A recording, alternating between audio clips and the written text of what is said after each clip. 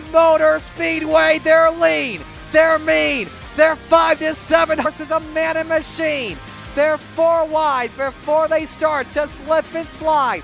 The Coast to Coast Racing League 350A Modifieds, Pro Late Models, and the 360 Sprint Cars.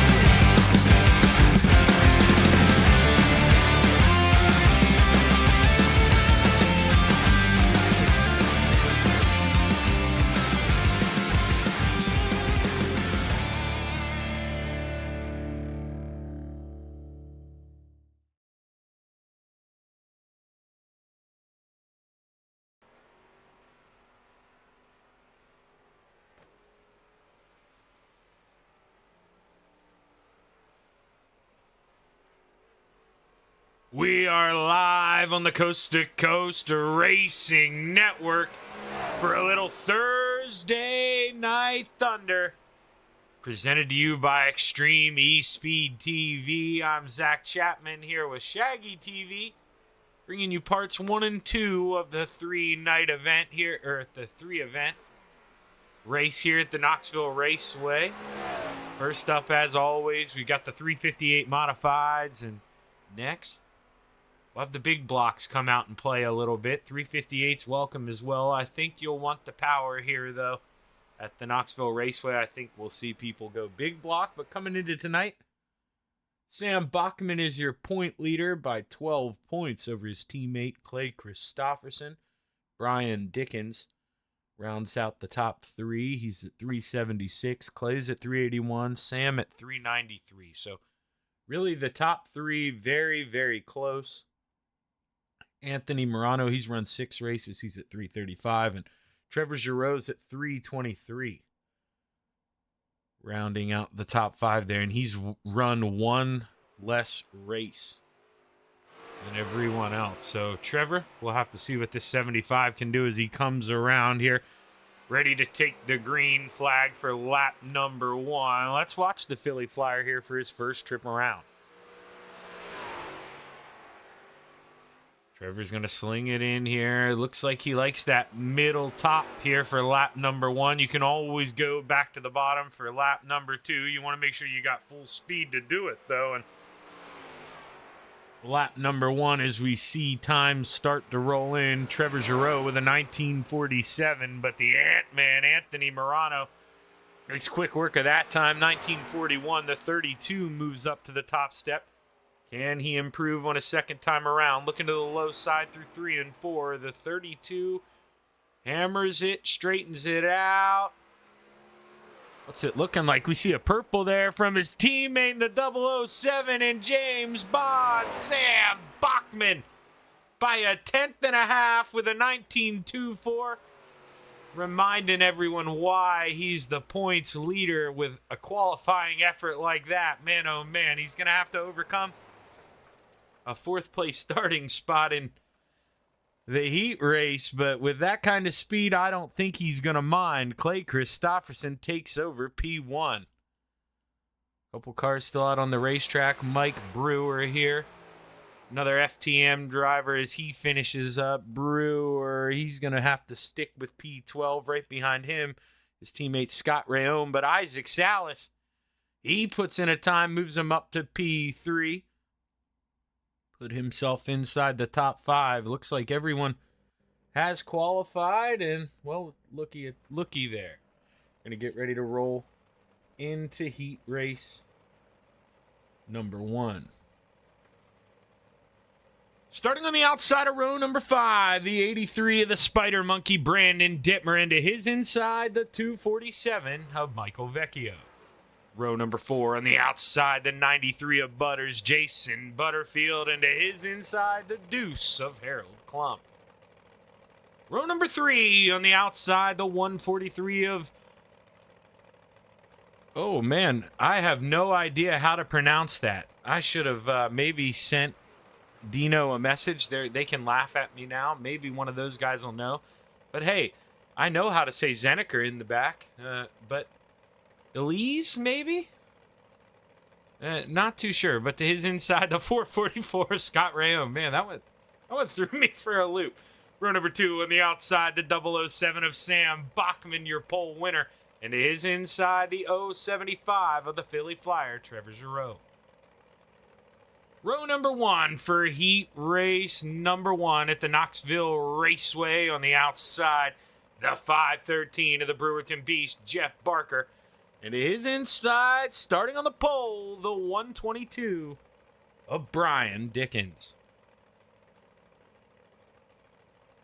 We'll see. Still waiting on the Spider Monkey to grid here, so not too sure if he's going to make the call or not.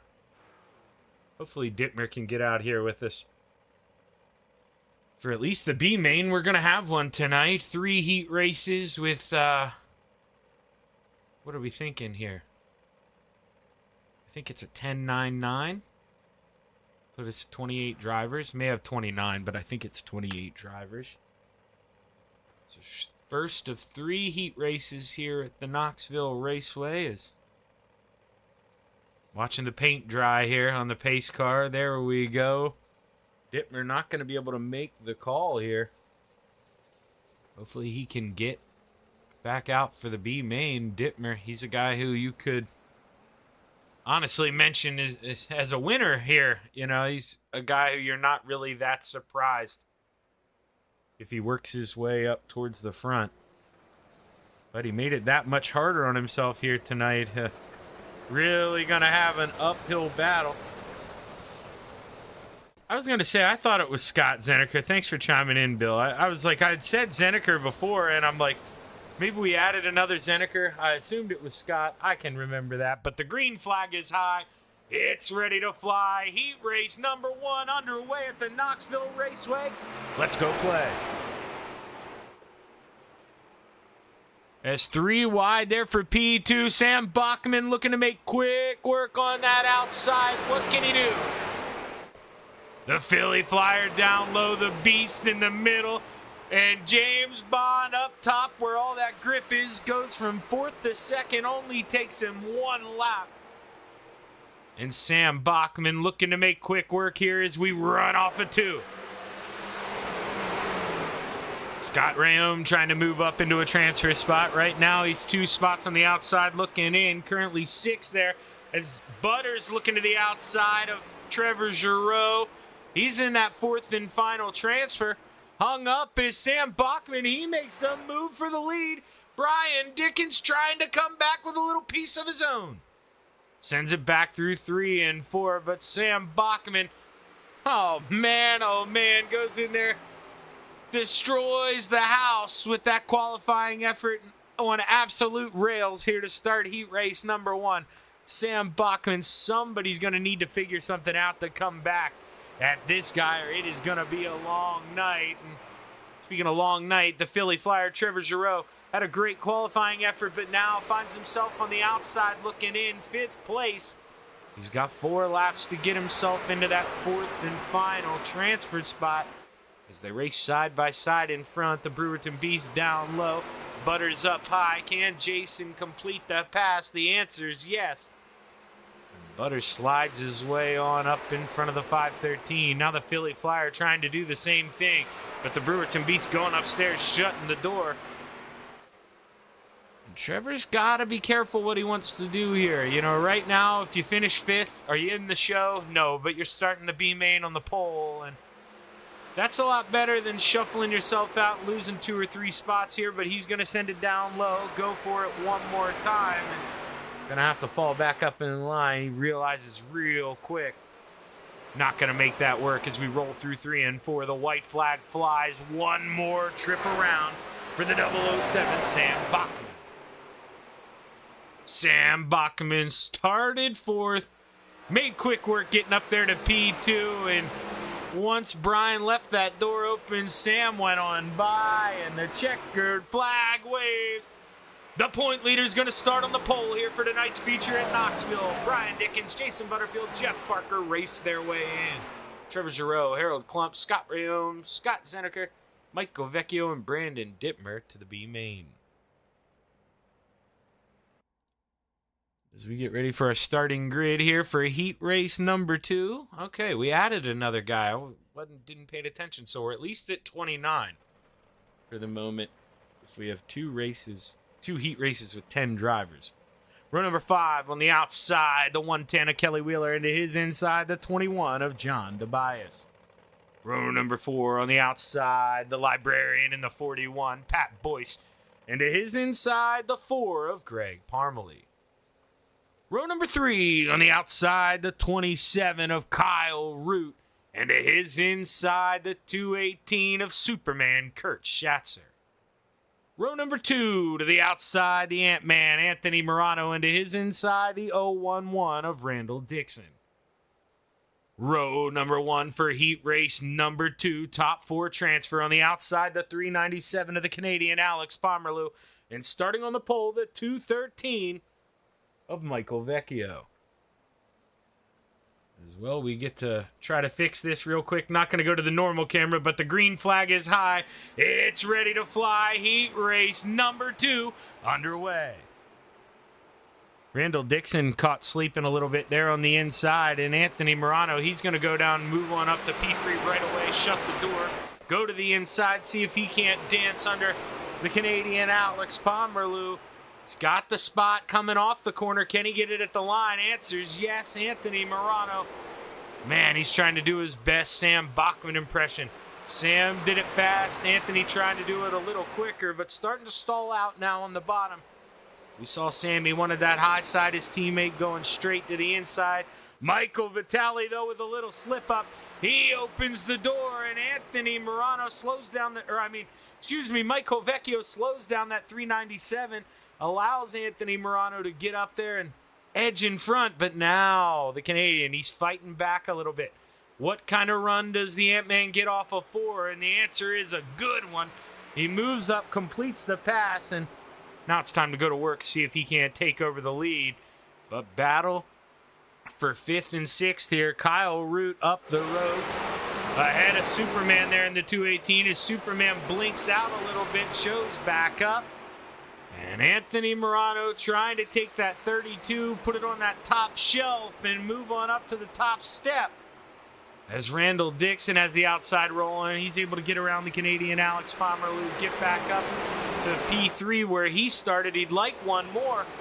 You got to make sure you make the right moves, hit the right grooves, and Anthony Morano moves on up as there's contact in the back. Greg Parmalee into the infield wall. Kurt Schatzer has to tow, and just like that, Two guys seeing themselves to the B main here early as we roll through 3 and 4. Looking to come down the front stretch here. 2 fingers in the air. 2 more trips around for the Ant-Man.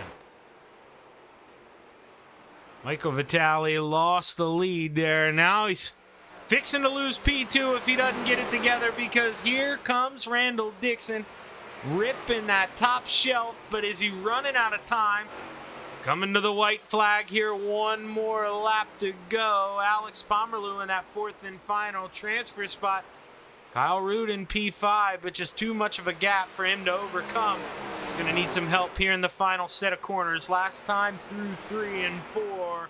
And Anthony Morano going to bring home heat race number 2. Followed by Michael Vitale, Randall Dixon, Alex Pomerleau to the show. Kyle Root, John Tobias, Pat Boyce, Kelly Wheeler, Kurt Schatzer, and Greg Parmalee to the B main. As we get ready for our 3rd and final heat race in the Full Throttle Motorsports Venom Racing 358 Modifieds. Running out the field in the 99, the Dark Knight, Gavin Chatham. Row number 4 to the outside in the 099, Glenn Sharp. And to his inside, the 051 of Putt Putt, Clay Christopherson.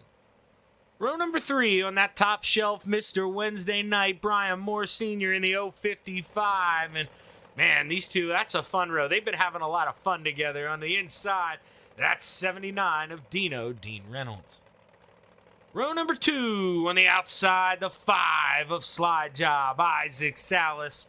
And to his inside, the Canadian, Mike Weida. Row number 2 on the outside, the 025 of Gary Sigelkow.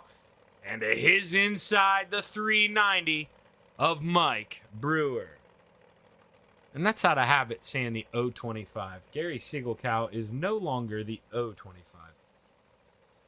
He's got the 25 now, but old habits die hard, as they say, and sometimes that slips up a little bit. And I think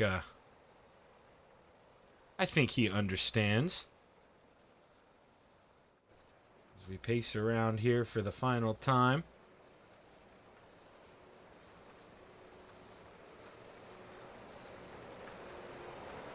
Gavin Chatham not making the call here in the 99, so he's going to see himself to the B main as well. Hopefully he can get back out there. Not too sure what's going on out there tonight, but driver's missing some shows. As the green flag is high, it's ready to fly. 8 laps to play in the clay. Heat race number 3 at the Knoxville Raceway underway, and they're 3 wide right away. Mike Weida downstairs in the basement, and Brian Moore Sr. already up 2 spots, started 6th, up to 4th with a great jump, and Dino trying to close in that gap there. 3, 4 wide coming off of 4. Isaac Salas holding off the field here now. They're P2, but he's got 3 wide behind him, and Mike Brewer out front loving every second of this. That FTM driver would love to make a statement here, and we haven't talked to Mike on the podium yet. At least I haven't, and I'd love to get to know the new FTM driver. Not so new, but newer to me is Gary Sigelkow. He gets fed a right rear for dinner. He's stuck in that outside wall. He's going to have to tow that thing and call it a night as Mike Brewer rolls out of 3 and 4. Good size lead over Slide Job, and that's something Isaac Salas maybe not accustomed to, seeing a car 7/10 up the road in front of him. He's normally reeling in that fishing rod, but right now the tuna's pulling him out to sea a little bit. Mike Brewer needling himself into a big lead, but Isaac, the better car through 3 and 4 there, gets a 10th back as we watch for the race, the 4th and final transfer spot. Those are teammates, the 51 and the 79. Clay, Putt Putt trying to give Dino as much room, trying to complete that pass on the bottom, and you see it just hurts his run coming off the corner. Can't carry momentum. They're 3 wide, beating and banging as we go down the front stretch. Putt Putt, he's got to send it in. Brian Moore Sr. probably didn't know they were 3 wide, didn't leave a bunch of room. And Dino rub a little bit, but Dino moves on. No harm, no foul. But the big beneficiary, that 051 of Clay Christopherson, As Isaac, he must have had the broadcast on. He heard me instigating him, and he's really cut into that lead. On the low side, the 5 of Slide Job, Isaac Salas. As we roll through 3 and 4, set to take a look at that white flag. One more trip around at Knoxville. Can Isaac throw a move? Mike tried to go down and block, but missed the line. Does that allow a pass? No, Mike gets a good enough run off the corner. Gonna shut the doors. He goes into 3 and 4. Doesn't hit it as well, but doesn't need to. Final time out of 4. And Mike Brewer brings home heat race number 3 over Isaac Salas, Clay Christopherson, and Dean Reynolds to the show. Mike Weeda, Brian Moore Sr., Glenn Sharp, Gary Sigelkow, and Gavin Chatham to the B main.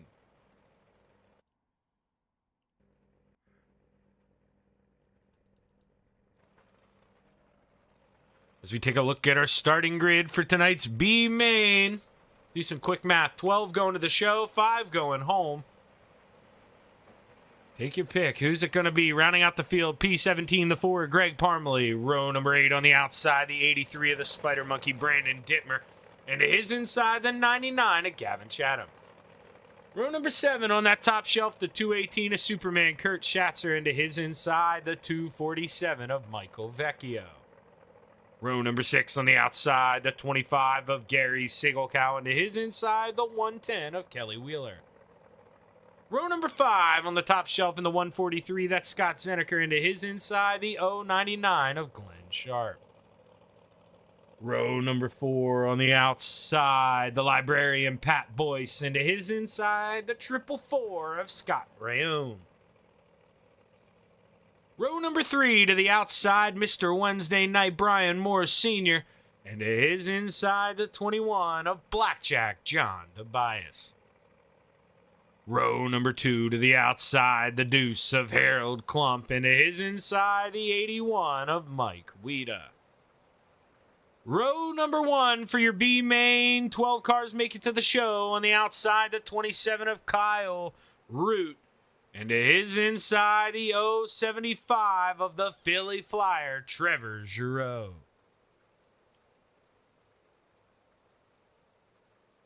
Man, I'm not too sure why these keep double stacking here. Tried to do a little refresh. Are we going to go around again? Yes, we are. We're going to go around one more time. So this gives me time here. I'm going to try to reset both ends of this. So you may see it stop moving or disappear, but we'll get it back up and running here in just a second as we pace around. 10 laps to punch your ticket here at the Knoxville Raceway. Like I said, we're paying attention to that top 12. That's what's going to be important here tonight. 2 cars not making the call, Brandon Dittmer and Gavin Chatham, but Brandon Dittmer is actually there on pit road, so not sure if the Spider Monkey is going to make it out in time. What's going on, but the Steve King Foundation pace car gets ready to pull off. Drivers roll out of 4. The green flag is high. It's ready to fly. 10 laps to play at the Knoxville Raceway. Top 12 to the show. The Philly Flyer with a good run there through 1 and 2 on the bottom. He goes up and shuts the door. But let's go back. Let's take a look here. Scott Zeneker in P12 as Michael Vecchio to the inside. He goes up over the berm. He gets a couple guys. Boy, oh boy, big move. But now Greg Parmalee back on the outside. And Scott Zeneker not sure what's going on with that 143, but that thing is not behaving. And Brandon Dittmer missing that start. He is going to need some help. The Spider Monkey. Whole world got turned upside down tonight. Not too sure what's going on. But hey, they're making contact up here. John Tobias in that 3 machine. We're begging him to put 21 on the side of that car. So it helps me out a little bit because, man, that throws me off when I look at that thing. But John, for the moment, holds on to a transfer spot. But got 3 wide behind him, a little beating and banging. Greg Parmalee thought about making it 4 wide, but you ain't going to make that work. You got to race smart. Now the 099 of Glenn Sharp. He is in P12, so all that 3 wide, 4 wide nonsense in front of him they're just jeopardizing their race. They're already in the show. I think Glenn Sharp, he's got the right idea. Doesn't really need to force the issue right now. Has himself in the show. And that's the angle I'm taking. If I'm out there on the racetrack, you know, Gary Sigelkow, he's a little back there. Michael Vecchio a little back there. Scott Seneker back there. And Brandon Dittmer being late to the start. He's definitely way back there. But let's take a peek. Trevor Giroux, you see that lead over Mike Weida, 1.3 seconds. Trevor is going to wish he could have got up into the top 4 in his heat, preferably top 2 with the pace that Trevor's got. Looks like he could have been somebody in contention for a win here this evening, but really not starting in the top 10. Not that you can't do it, but man, at the Knoxville Raceway, it is harder than ever to complete that pass and get it done. But right now, 3 laps to go here. Take a look, Glenn Sharp still in that 12th and final transfer spot. Drivers in front. They got the message. They're tapping each other on the helmet. Calm down. We're in the show. Let's just get our way in. No reason to do something exciting. The exciting part's yet to happen. You don't get any fireworks for winning the Beam Main. You don't even get any money either. But as we roll down the backstretch here, Trevor Giroux swings us off into 3 and 4. He's going to be looking for that white flag this time by one more trip around for the 075. Trevor Giroux, always in contention for a win. Anytime he's out there on the racetrack, and he shows us why here. Because we're going to have to change the focus on those cameras. They look a little blurry, not very good. Checkered flag waves, and Trevor Giroux punches his ticket. Mike Weida, Harold Klump, Brian Moore Sr., Scott Rayham, Kurt Schatzer, Kyle Root, Pat Boyce, Kelly Wheeler, John Tobias, Greg Parmalee, and Gary Sigelkow to the show. As we get ready to take a quick break here on the Coast to Coast Racing Network, and we'll be right back for your Venom Racing Full Throttle Motorsports 358 Modified feature. Stick around.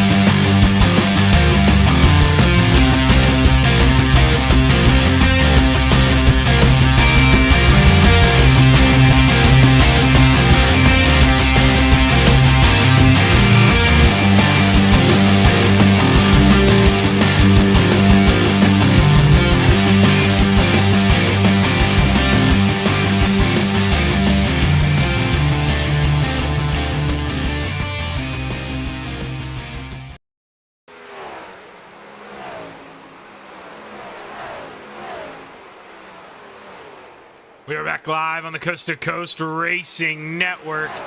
Just about to get ready to roll off in your Full Throttle Motorsports Venom Racing 358 Modifieds. Once again, first of 3 shows to see Scott Rayome on the new wheel tonight. Well, good luck, Scotty. We got Mark Hawk out there, part of the Brew Crew. He's a Mike Brewer fan. Thanks for tuning in this evening. Make sure you hit that like button, hit that subscribe button. Don't miss a show. I try to peek over at that C2C chat box whenever I can. Let me know who you're rooting for here tonight. Always love a little bit of the interaction, but let's take a look at the starting lineup for tonight's 358 Modified feature, rounding out the field, starting on the outside of row number 12, the 25 of Gary Siegelkow, into his inside, the 4 of Greg Parmalee. Row number 11 on that outside, the 21 of Blackjack John Tobias, into his inside, the 110 of Kelly Wheeler. Row number 10 on the outside, the Librarian Pat Boyce, into his inside, the 27 of Kyle Root. Row number 9 on that top shelf, the 218 of Superman Kurt Schatzer, into his inside, the 444 of Scott Rayome. Row number 8 on the outside, Mr. Wednesday Night Brian Moore Sr., into the inside, the Deuce of Harold Klump. Row number 7 on that top shelf, the 81 of Mike Weida, into his inside, fellow Canadian in the 075, the Philly Flyer Trevor Giroux. Row number 6 on that top shelf in the 79, Dean Reynolds, into his inside, the actual Canadian in the 397, Alex Pomerleau. Row number 5 on that outside, the Brewerton Beast in the 513, Jeff Barker, and lined up to his inside, the 051 of Putt Putt, Clay Christopherson. Row number 4 on the outside, the 011 of Randall Dixon, into his inside, the 93 of Butters, Jason Butterfield. Row number 3 on the outside, the 5 of Sly Job Isaac Salas, lined up to the inside, the 213 of Michael Vitale. Row number 2 on the outside, the 122 of Brian Dickens, into his inside, the 390 of Mike Brewer. Row number 1 for your 358 Modified feature. Got a pair of Full Throttle Motorsports teammates. On the outside, the 32 of the Magic Ant-Man, Anthony Morano. And starting on the pole, your current point leader in the 007, Sam Bachman. As we roll through 3 and 4, the green flag is high. It's ready to fly. 30 laps to play in the Clay at Knoxville Raceway.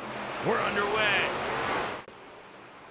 3 wide right away. Isaac to the outside. Randall took a peek in the middle, but just didn't have the momentum to keep with him.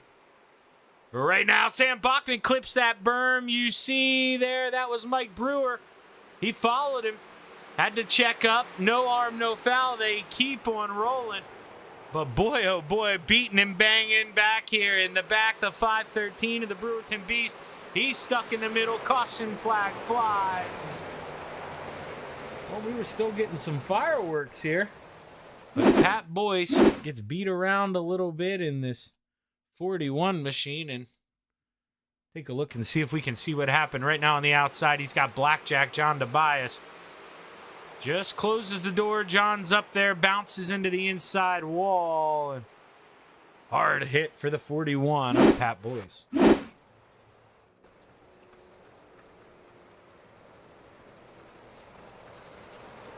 Oh, we got Butch out there. What's up, Butch? How you doing, brother?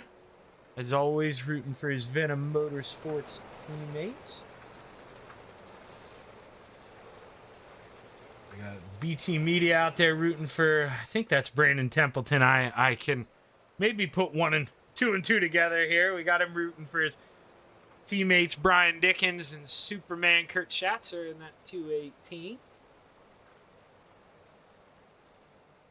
Light's still on in that Steve King Foundation pace truck. So let's see here. I tried to unblur these. Looks like it worked. I tried to do a little work there under caution. I'm not too sure what it is. Sometimes iRacing, they love those mini updates. I don't know. It'll change the focus of your cameras and some of your extra track cameras that you've created and spent your hard time on.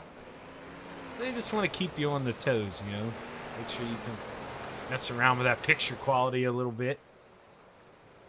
See, do the lights go off this time? Yes, they do. We're going to get ready to go back and play, this time at the Knoxville Raceway. I'll give you the call here, but we're going to stay in these track cams for lap number 1. In fact, we'll roll around with them here. I want to take a look at the racing throughout the racetrack. We'll try to sit still a little bit. Just see what's going on. See where guys are finding speed, where they're trying to make their moves. Plenty of time to play here at the Knoxville Raceway. As caution laps aren't counting, so we'll see the lap timers reset as the green flag dropped. We're back underway. Great jump from the 007 of Sam Bachman. Oh, the Ant-Man goes around. Not sure if Anthony had some help, but I can tell you there's a parking lot. Big cleanup coming out of aisle 2. Let's see, the boys beating and banging here early at the Knoxville Raceway. 2 laps, 2 cautions. Let's see if we can find the Ant-Man here. There you go. You see him. He gets up over the berm. The 122 of Brian Dickens does the same. Gets into the back of the 32. He tries to check up. Too little, too late. Isaac to the inside. He wheelies on by. Dino sneaks through. Randall Dixon not so lucky. Kelly Wheeler involved as well. And Pat Boyce just barely sneaks on through, but tough break for Anthony Morano. Last season champion, and man, oh man, just can't find a way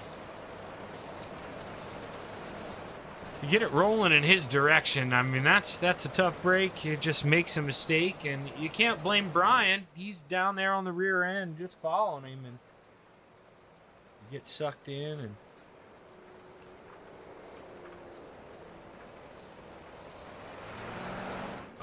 dang, Spider Monkey. Sorry, everyone, for the quiet. I was reading there. Where they unsynced his iRacing wheel. You know what? The same guy who did that, Brandon's the one who blurred up my cameras.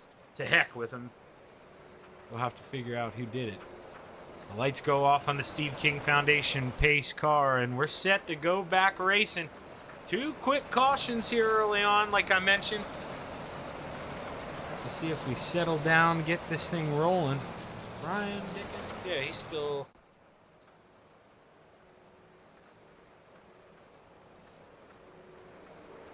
As the lights came back on, I think, on the racetrack. But we'll see here. No, they didn't. Okay, I thought I saw those yellow lights. I could have sworn I seen the lights come back on, but hey, the green flag's high. It's ready to fly. 3rd restart here at the Knoxville Raceway. Let's see if the boys can behave as we're back underway. Well, so far, so good. The field made it into turn 1. Let's glance on back here. We don't see any problems. No beating and banging as we continue to roll. But Isaac Salas on up to P2 here. Can the 5 get racing? He started 6th. Made quick work of those 4 in front of him. Now can he do one more? But Sam Bachman always proves to be a fast character. Hence being the point leader as Isaac sends it in down low. Going to slide up, trying to look for some grip coming off the corner. But Mike Brewer says, how's it going, Isaac? Takes a piece, throws it down on the inside. And how about it, Brew Crew? Mike Brewer moving on up to P2. 25 laps left to go. That says 25. Maybe we had a 30-lap feature. I must have got caught sleeping. I thought it was 25. But hey, I've been wrong plenty of times. Ask the wife. As Jeff Barker looks to the inside, he started 10th, up to 8th. He's got another car on the move behind him, 2 actually. Dino and that B-main winner in the 075, the Philly Flyer. Can Trevor Giroux keep that climb on going? He gets into the outside wall. Didn't want to get in the back of Dino. Dino went up there, slammed the door shut. Now Trevor's going to have to find another way around as we take a peek back up towards the top three. Isaac Salas and Mike Brewer trying to exchange positions one more time here as we enter 1 and 2. Isaac content with running that bottom until he gets to the eggs. They're going to slide up here, take the pass back, but Mike Brewer says, hang on, buddy. I think I'm quicker than both you and my teammate in that 007. I just need a couple laps to get it together. Moves right on back up to P2, and Brian Dickens absolutely loving what he sees after starting fourth. Those guys were pulling away a little bit. He's reeling them back in there with all the slide job mess in front of him. Clay Christopherson started ninth. He's worked that 051 up into the top 5, and you know, Putt-Putt's quick every time he comes here. He's doing it in a way that we're unfamiliar with, ripping that outside. Putt-Putt loves slowing it down and ripping the inside line. So I assume if he isn't doing it, well, then as soon as I lay down the challenge, there he goes through 3 and 4. I told you, he loves running that inside, but you must want to be upstairs through 1 and 2. If he's running the combo line, that is 100% what you want to do. And that's going to be your quickest way around. Mr. Wednesday Night, he had to race his way up in through the beam main. He started 16th, up 4 spots. And Scott Rayome, he's been following him up the whole way. He's up 4 spots as well if he can work around the 81 of Mike Guida. But Mike goes up there, shuts the door. Superman goes low. And Kurt Schatzer, he's going to try to complete this pass. As we jump back up front, Isaac Salas able to get back to P2 and able to loosen up that leash a little bit. Mike Brewer had it tight. Now he's going to see if he can make a move here. Doesn't have anyone behind him that can throw another slide job, a comeback. This is all him and Sam. Best driver's going to win this one, and right now it looks like the 5 of Isaac Salas has the quicker race car, but you know what they say, always easier to run second than it is to lead. You get to see where that guy in front of you making his mistakes, having his hiccups, but the caution flag flies for the 3rd time as we're almost at the halfway point. Scott Rayome in the 444, and I believe Alex Palmer.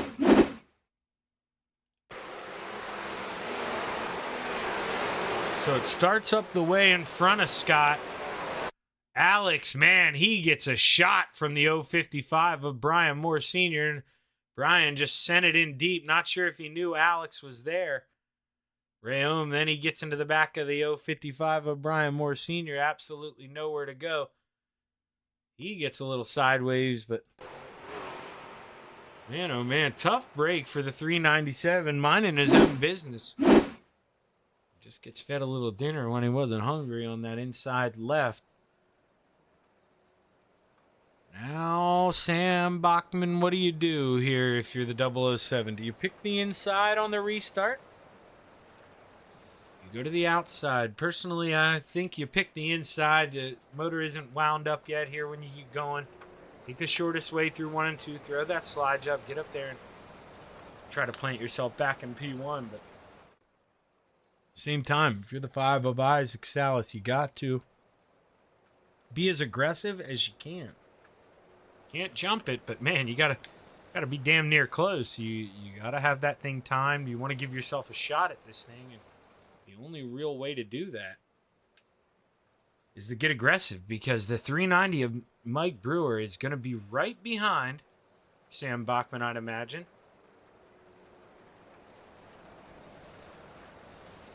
No, that is our 3rd caution. So actually, I guess going single file now.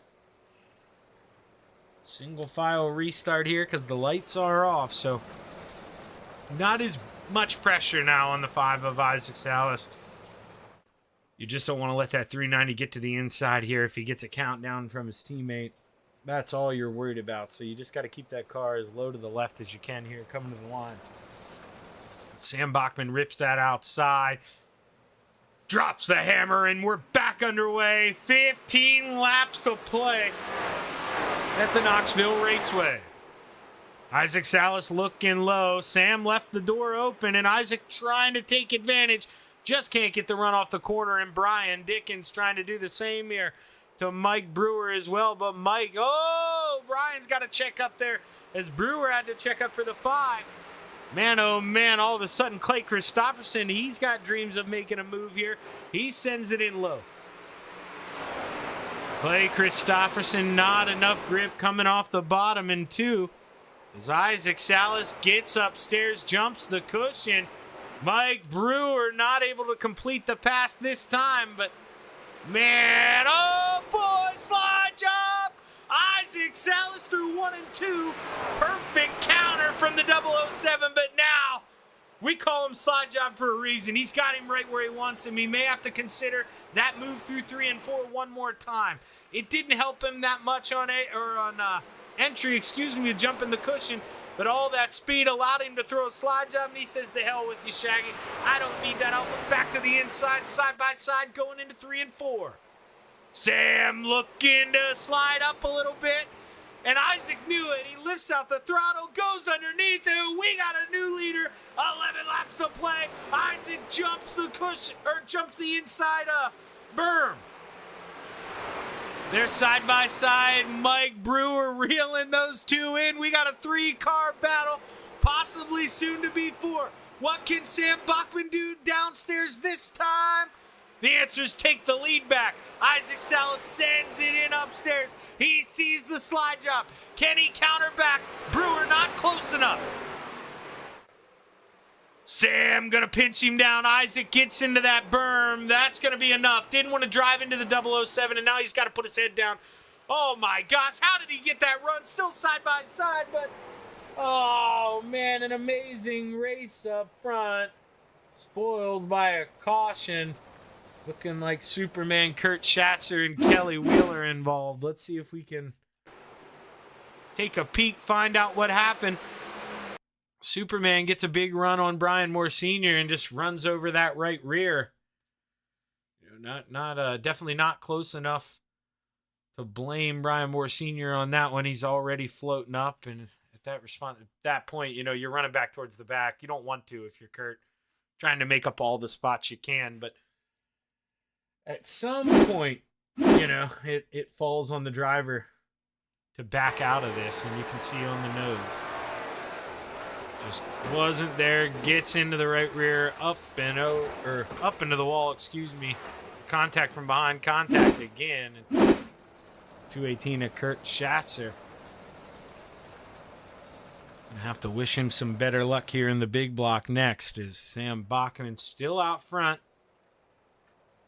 But Isaac Salas, man, he may be up for the task. He's running hard. We've seen battle after battle between these front 3. Does Mike Brewer, maybe steal this one? Do those guys up front make some contact?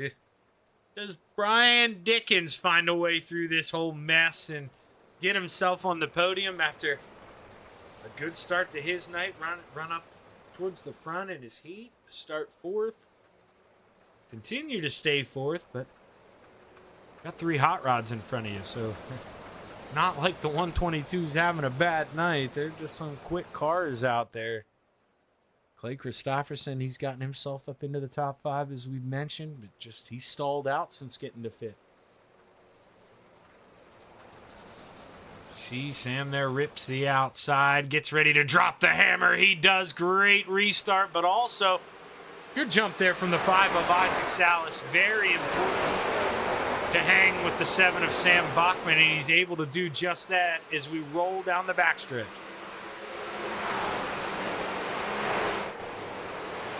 Sam low, Isaac high. What's it look like for the 5 coming to the line? Do we get another slide jump?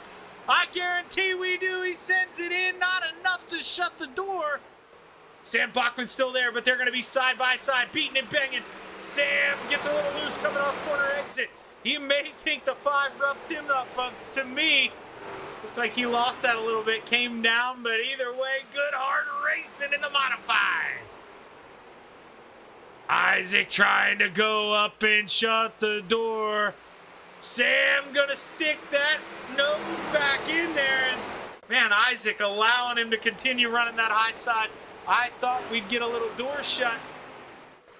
Side by side coming to the line. Isaac Salas blinking a little bit. There we go. He's back up front, but that probably caught Sam by surprise. And now, as far as I'm concerned, if Isaac wins this thing, is it tainted? Hell no. He's had a quick race car, but I'm sure in that FTM Discord they're not happy about that blink. But hey, man, that's the wonders of internet racing. Crap happens. 5 laps to play, and we got a new leader. The 5 of Isaac Salas. Brian Dickens hanging around there in P4. He hasn't let those top 3 get away, but hasn't necessarily stayed right with them. But the same with the 051 of putt-putt, Clay Christopherson. He's trying to do it low. Maybe not where you want to be, but Sam Bachman, here he goes. He shook off the cobwebs. He's right back all over the 5 of Isaac Salas. He takes a peek, gives him a little nudge there in the center of the corner. 3 laps to go at the Knoxville Raceway. Whoa, bumper to bumper, rolling off 2. Look at that. Who's it going to be through 3 and 4? Sam is just excellent on that corner entry when he's behind the other car. Wasn't nailing it when he was out front, but clearly the better car through 3 and 4 these last 2 laps. But Isaac doing enough, just able to shut that door that it's not becoming a burden to him just yet.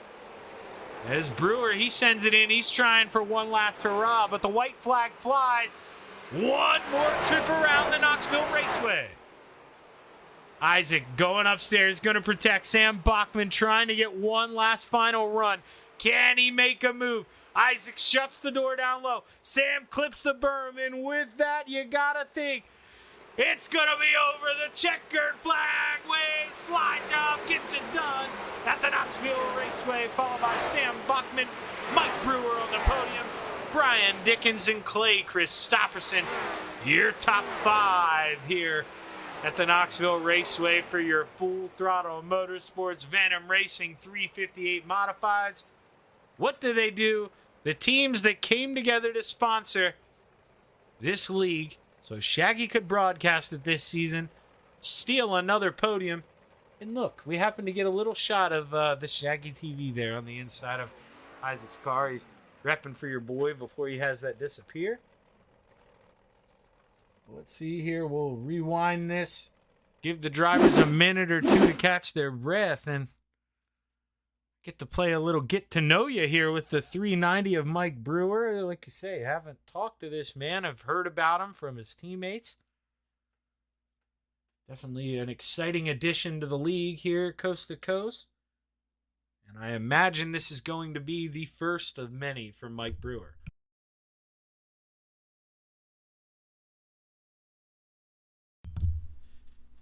There's nobody up in the waiting room yet, so just going to give them a minute or 2 here. We do have Isaac down in his team Discord, but I'm not going to steal the leader first. That's not how I like to do things.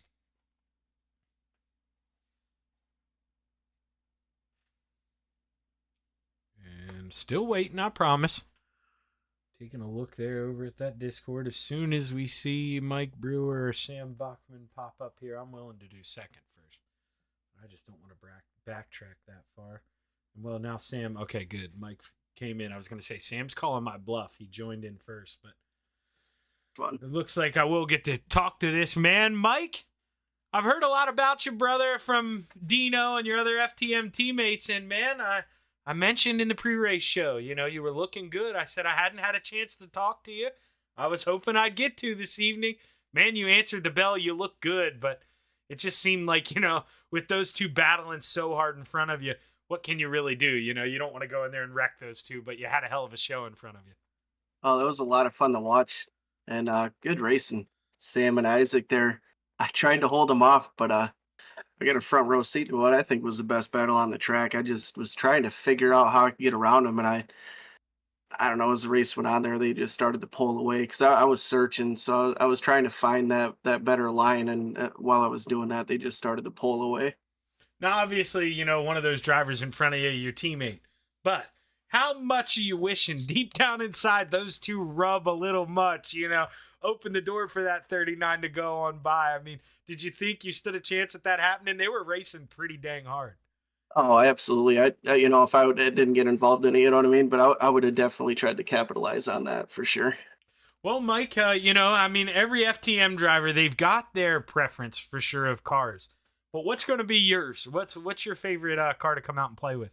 Definitely the big blocks. These 358s they're okay on a smaller track, but track like this, you're just hammered down. It just not enough power. Yeah, and that leads to my next point here before I let you do the roll call and thank your sponsors.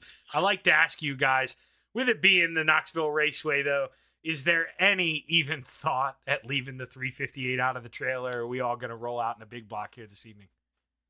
Definitely. I'm going big block for sure. So I can't speak for the rest of the guys, but yep, this is gonna go back in the trailer, and we're gonna come out and play with the big car.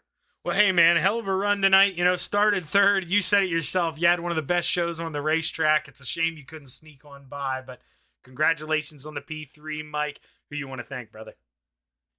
You guys for putting this on. The guys over there at Full Throttle Motorsports, been racing with those guys and against them for a long time. And then they contacted me this week and asked me if I'd want to join the team, and that was a no-brainer because a great group of guys over there.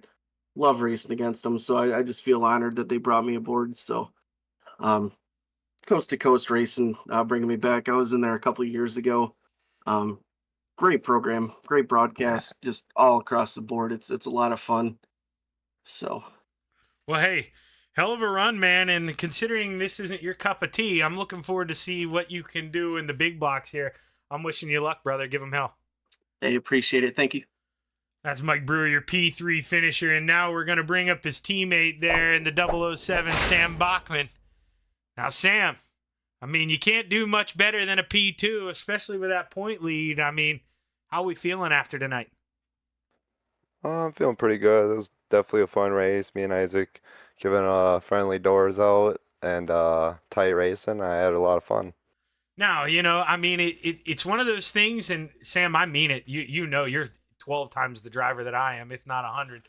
So this is not a shot at you, but I could see the difference there. So you're clearly, when Isaac's running you down, you were missing 3 and 4 a little bit. But boy, once he got around you, man, it looked like you were that fastest car on the racetrack again, but you just couldn't find a way around. How tough was it to pass here tonight? It was pretty hard. I mean, you pretty much just had to prey on a little mistake and try to get under them or get around them anyway. But yeah, it's pretty hard passing here. You just gotta hope for a little mistake, I guess. Now, obviously, I mean, you guys, no short on your paints, but is this a little new scheme? I know you run the black and red, but this one's a little different, isn't it? I've had this one. I always switch them out or whatever. I've been running this for a couple weeks now, though. Oh, man, you're making me look bad, but that thing looks damn good. Did DJ paint that thing for you? Oh, actually, Redline Designs did. Oh, okay. Well, now you got to lay down the challenge to DJ. You got to tell him you got to do something a little better than this now. This thing looked good, but it would have looked a lot better at the top. But I know you're out here points racing, Sam. That's what it's about, man. You add up all these podiums, and I think you might have a trophy arrive in the mail at the end of this season. Good run here tonight, man. Who you want to thank? All the boys over at FTM, Gunnar at Swan Speed Shop. He's really been working hard for the dig. Dean over at Super Dirt Car Series, Expert Installation, Shaggy you for doing the broadcast, Coast to Coast, and Mike and Isaac for good race. Hey, heck of a run, Sam. You treated us to a good one, and I know you're even better in the big block. So let's see what that 007 can do here next time out. Good luck, man. Thank you. Your point leader and P2 finisher, Sam Bachman. But now we bring up the man who, Isaac, now back in 15th, okay, Greg Parmalee, we know the deal. He started 20, let me do some math here, 23rd. He gets 8 guys, okay?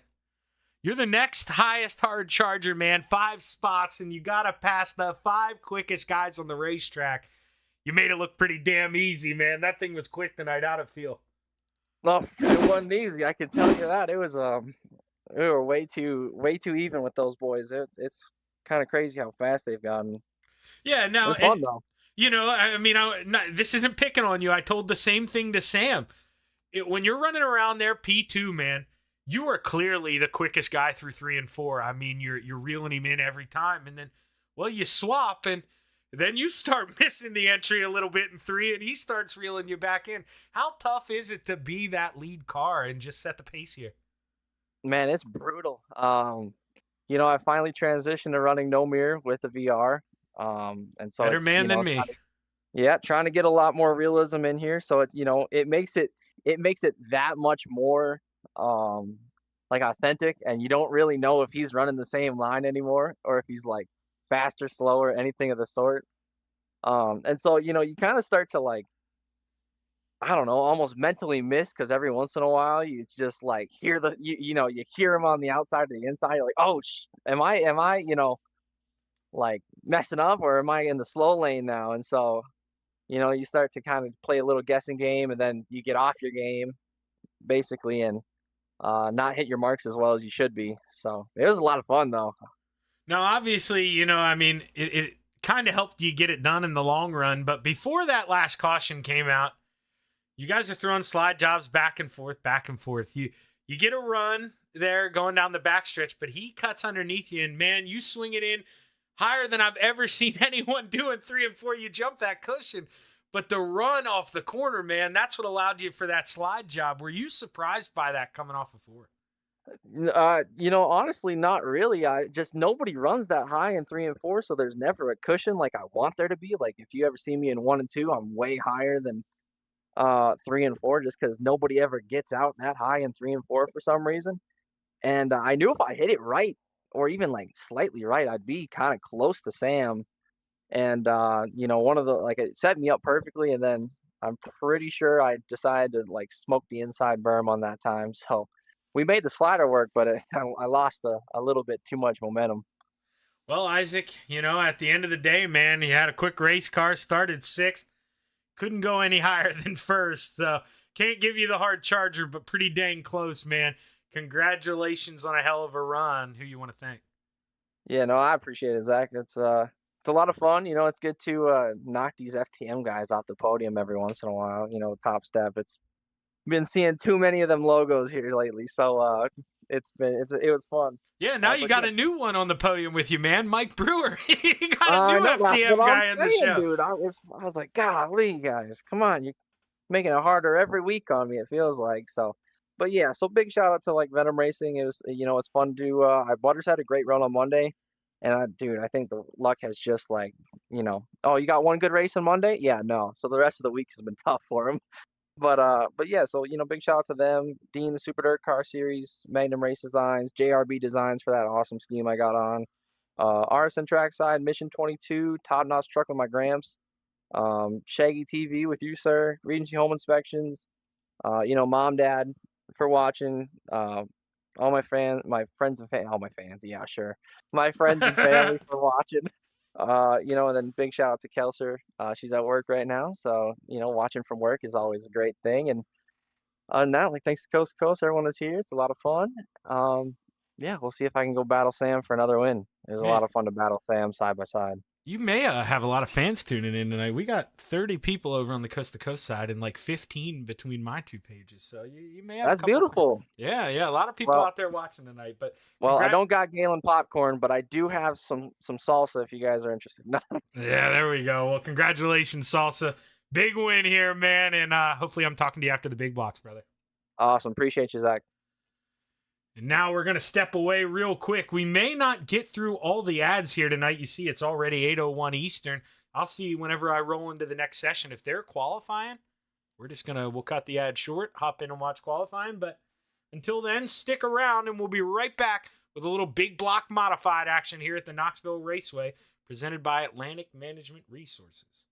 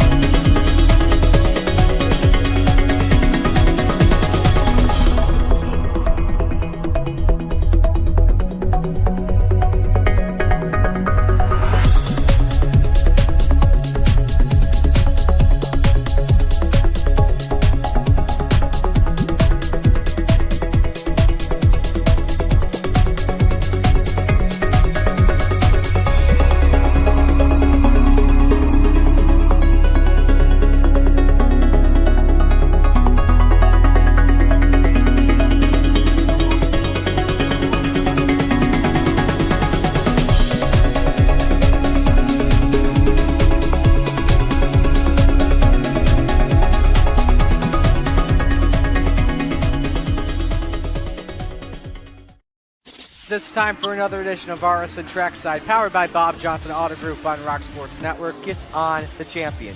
Trying to be a Bit of a hiatus, so let's get.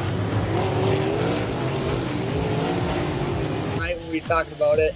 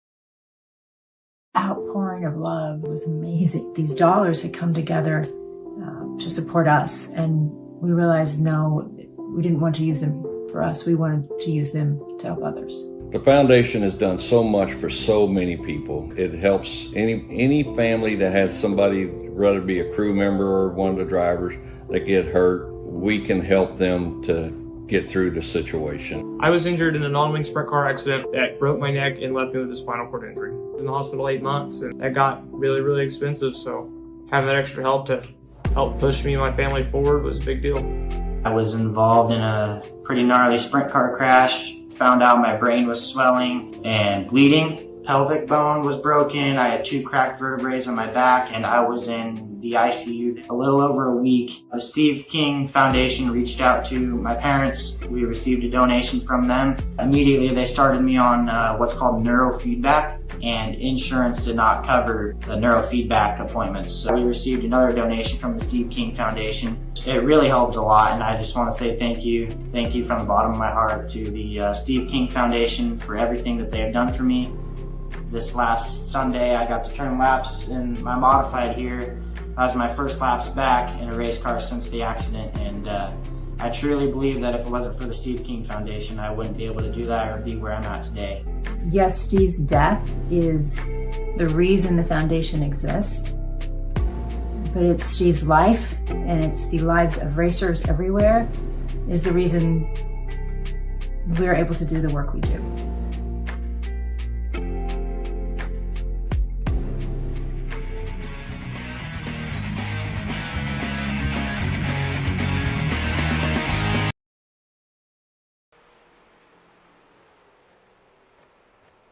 We're back live on the Coast to Coast Racing Network, excuse me, with your Atlantic Management Resources Big Block Modifieds here at the Knoxville Raceway. And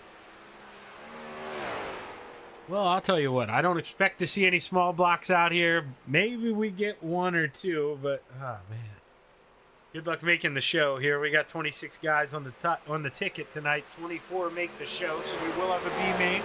2 guys going home at the moment. Make that 3 as Kyle Root gets into the session. So you don't see Clay Christopherson or Kyle Root on the timesheet. But they will be 26 and 27. Here. See, we got maybe another minute or 2. I doubt it, though. Probably, for those of you that don't know, just because I have to take a peek over and make sure it's live. I'm about in real lifetime, I want to say 19 and a half seconds ahead. So normally, you know, when they see me pull it up here, they let it go a minute, roll it over. I know we got the Pro Late models up next. I saw that that session is already open, so they won't want to have to make another one of those, and I think that ends in about an hour. So we'll hope to get this one in time. If not, we'll create another session. No harm, no foul. They'll figure it out.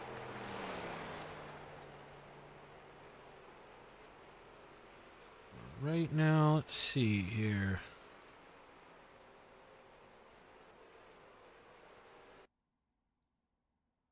Yeah, there we go. It's going to roll, and I was looking.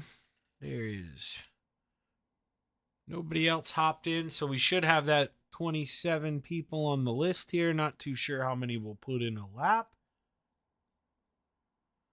Let's see. No surprise to anyone if you pay attention. This guy is almost always the first one out on the racetrack. I say it every time. Shaggy, shut up. But here we are. Brandon Templeton rolls the high side through 3 and 4, looking to bring as much speed to that start-finish line as he can here for the start of lap number 1. Going to look to the inside. Lots of grip left on this racetrack. 358 modifieds. Had a lot of practice in it. You know, we saw that race run a little longer. So not as many guys out here practicing for as long, and we'll see the racetrack have a little more speed than that 358 modified race to start out with. And Brandon Templeton with a 19.24 didn't last long here, sinking like a stone. Randall Dixon takes that over in the 0-1-1. Jason Butterfield P4 for now as some guys come back in, hammer it. Brandon Templeton comes back with a zinger. P2 for now. Randall Dixon, does he improve? No, he's going to stay P4. Mike Brewer in the 390. He's your quick time currently. Does he improve second time around? No, but he's still got that seat at the top. Is putt-putt Clay Christopherson rolling around. Can he dethrone the teammate?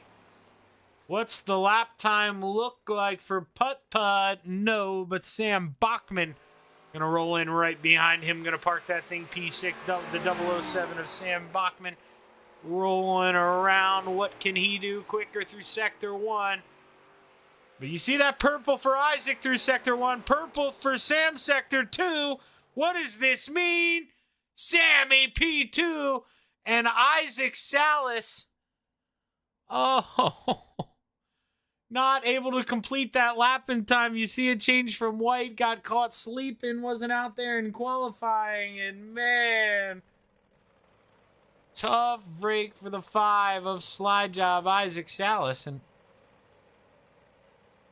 what the heck was that? That was really awkward. Scott Rayom just hanging out off the screen like that. Don't know what that was about. Running out the field, heat race number 1 on the outside of row number 5, the 27 of Kyle Root. Into his inside, the 99 of the Dark Knight, Gavin Shadow. Row number 4 on the outside, the 56 of Randy Shreves. Into his inside, the 4 of Greg Parmalee. Row number 3 on the outside, your 358 modified feature winner, Isaac Salas. Into his inside, the 79 of Dean Reynolds. Row number 4 to the outside, your pole winner in the 390, Mike Brewer. Into his inside, his teammate in the 444, Scott Rayom. Row number 1 for heat race number 1, presented by Atlantic Management Resources. On the outside, the 32 of the Magic Ant-Man, Anthony Morano. And starting on the pole, the 397 of the Canadian, Alex Pomerleau. We roll around here through 3 and 4. Steve King Foundation pace car pulls off. The green flag is high. It's ready to fly. 8 laps to play in the clay at the Knoxville Raceway. Heat race number 1 underway.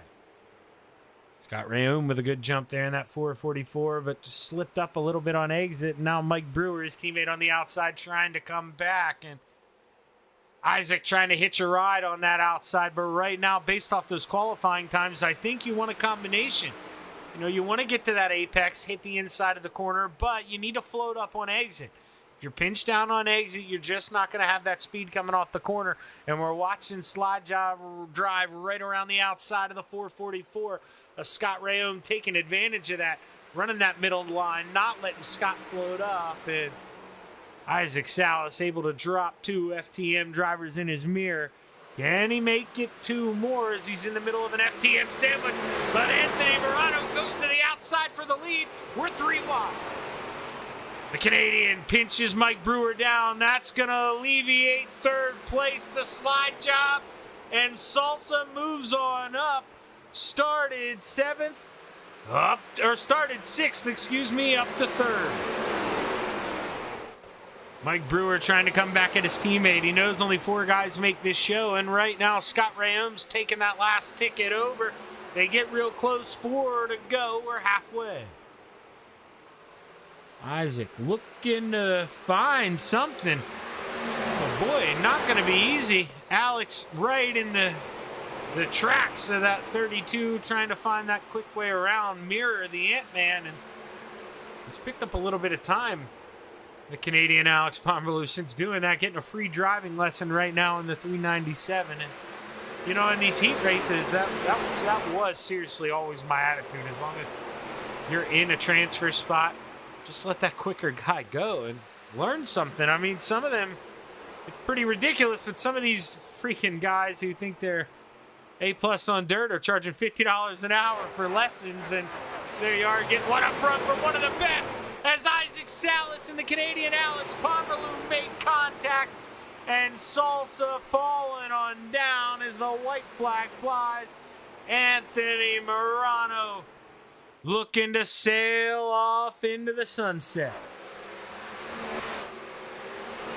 As we roll through 3 and 4 for the final time, Anthony Morano sees the checkered flag, and Anthony Morano, Scott Rayom, Dean Reynolds, and Alex Pomerleau punch their ticket. Mike Brewer, Randy Shreves, Greg Parmalee, Gavin Chatham, and Isaac Salas to the B main.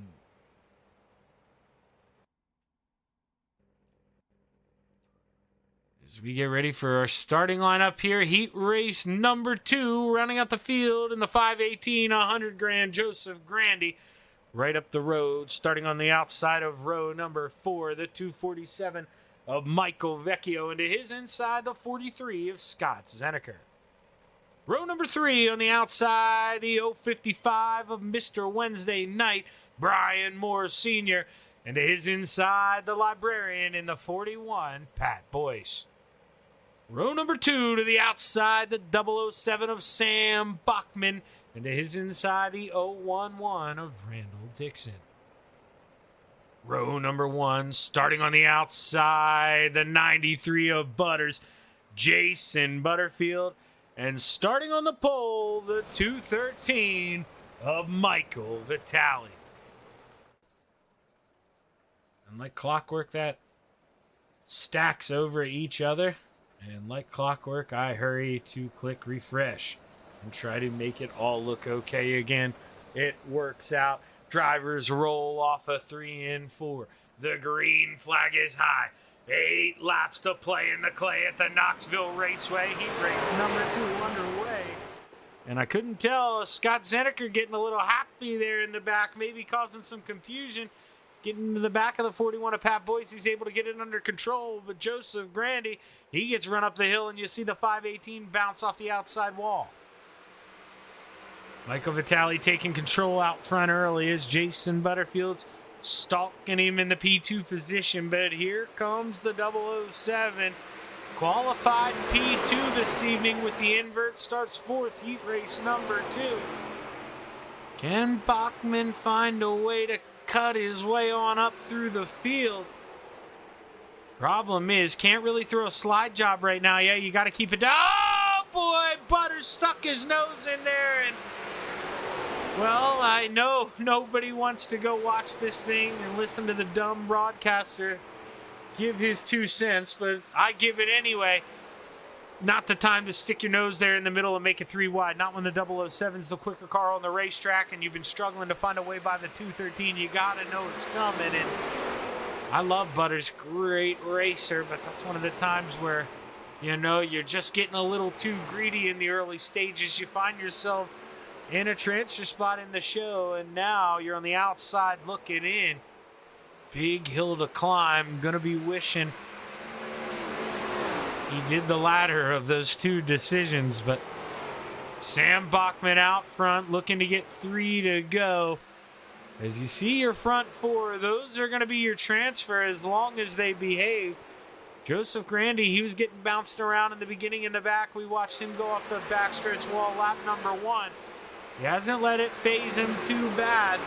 Started 9th, up to 6th, and if he has his way, I think he might get one more from the 247 of Michael Vecchio, but Vecchio doing a good job of taking that race line and making it difficult for the 518 to get around. As we roll through 3 and 4. That flagman reaching down. He's got it. He's waving. He's excited. One more trip around the Knoxville Raceway. Michael Vitale stayed with the 007, but just isn't close enough for one last final move. He'll behave himself as you see the top 3.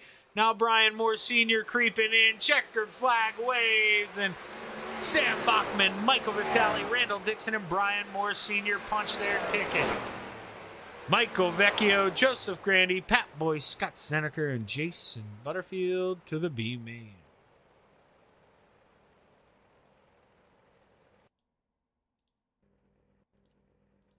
As we take a look at our starting grid for our 3rd and final heat race, I have no idea why it's playing Disappearo like that. That's hilarious. I have to click down a couple times. There we go to get that to show up. But starting all by himself there, the inside of row number 5 in that 099, that's Glenn Sharp. Right up the road, row number 4 on the outside, the 271 of Sean Green. And is inside the 21 of Blackjack John Tobias.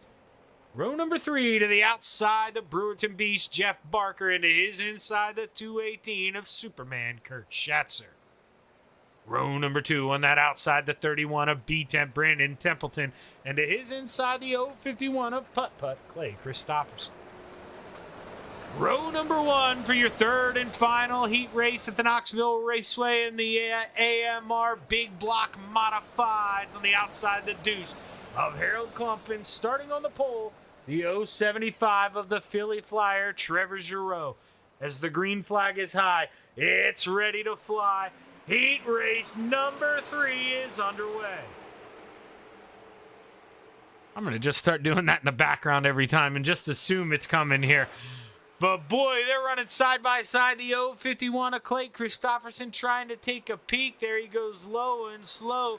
That opens the door for B-Temp, Kurt Schatzer. That's a case of he could have done what Butters did. Could have stuck in the middle 3 wide, thought best of it, lifted out of it. Now you're going to see him live to race another day. And, well, the case of Clay Christopherson right in front. He makes it 3 wide. He gets into the 31. Then he throws a slide job. Jeff Barker becomes the beneficiary of that move. And, well, boy, if the 31 can get to the back of the 051, he may not be a happy camper. Involved in a little mix-up with an FTM driver last night. And they had just seen another one there, but 5 laps to play, and the Philly Flyer out front leading the way. Harold Klump doing a good job of keeping pace there, P2. Not close enough to make a move, but, hasn't really fallen off that cliff. He's hanging out. If Trevor jumps the cushion, makes a mistake, it would be easy to come back at him as they send it through 1. Look at B-Temp going low. B-Temp looking low, moves on up. Not just yet. Superman, I thought he was going to get in the wall and lose the spot. He bounces off the wall, but able to maintain for now as the Dirt Track Bank Media sponsors, or not, why did I say media? That's no media. That's their bank. I'm an idiot. But look at that. I mean, they're racing side by side. And the media company on the front, the Got Your Six Racing Network, run by my man Joe Halter. He's got to be loving seeing these guys racing hard, but the tough thing is only one of them going to make the show here. They're racing for 4th and 5th. Only the top 4 transfer. Other one's going to have to go to the B main, but as the Philly Flyer rolls off of 4, the white flag flies, and we've got one more trip around. Trevor started out front, looking to finish there. Absolutely nailed the invert and has just drove off into the sunset. And the Philly Flyer watches the checkered flag wave. He's going to win heat race number 3. Harold Klump, Clay Christopherson, and Kurt Schatzer just edges out Brandon Templeton for that final transfer spot. So Brandon Templeton, Sean Green, John Tobias, Jeff Barker, and Glenn Sharp to the B main. Now, let's take a look here at our starting lineup. For tonight's B main, we have 16 cars, 12 making the show. Starting on the outside of row number 8 in that 27, Kyle Root. Into his inside, the 099 of Glenn Sharp. Row number 7 on the outside, the 93 of Butters, Jason Butterfield. And to his inside, the 5 of Slide Job, Isaac Salas. Row number 6 to the outside, the Brewerton Beast, Jeff Barker. And up into his inside, the 43 of Scott Zeneker. Row number 5 on the top shelf, the 99 of the Dark Knight, Gavin Chatham. And to his inside, the 21 of Blackjack, John Tobias.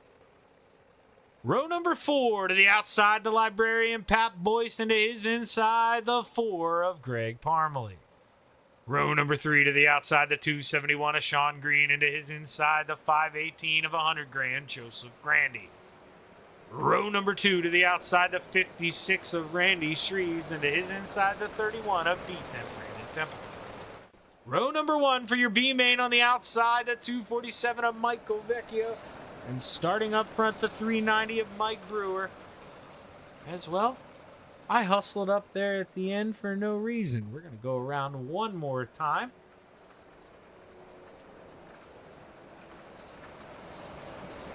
Just after this B main, we'll take a short break, and then we'll be back with your Atlantic Management 350 or Atlantic Management Resources Big Block Modified Feature event.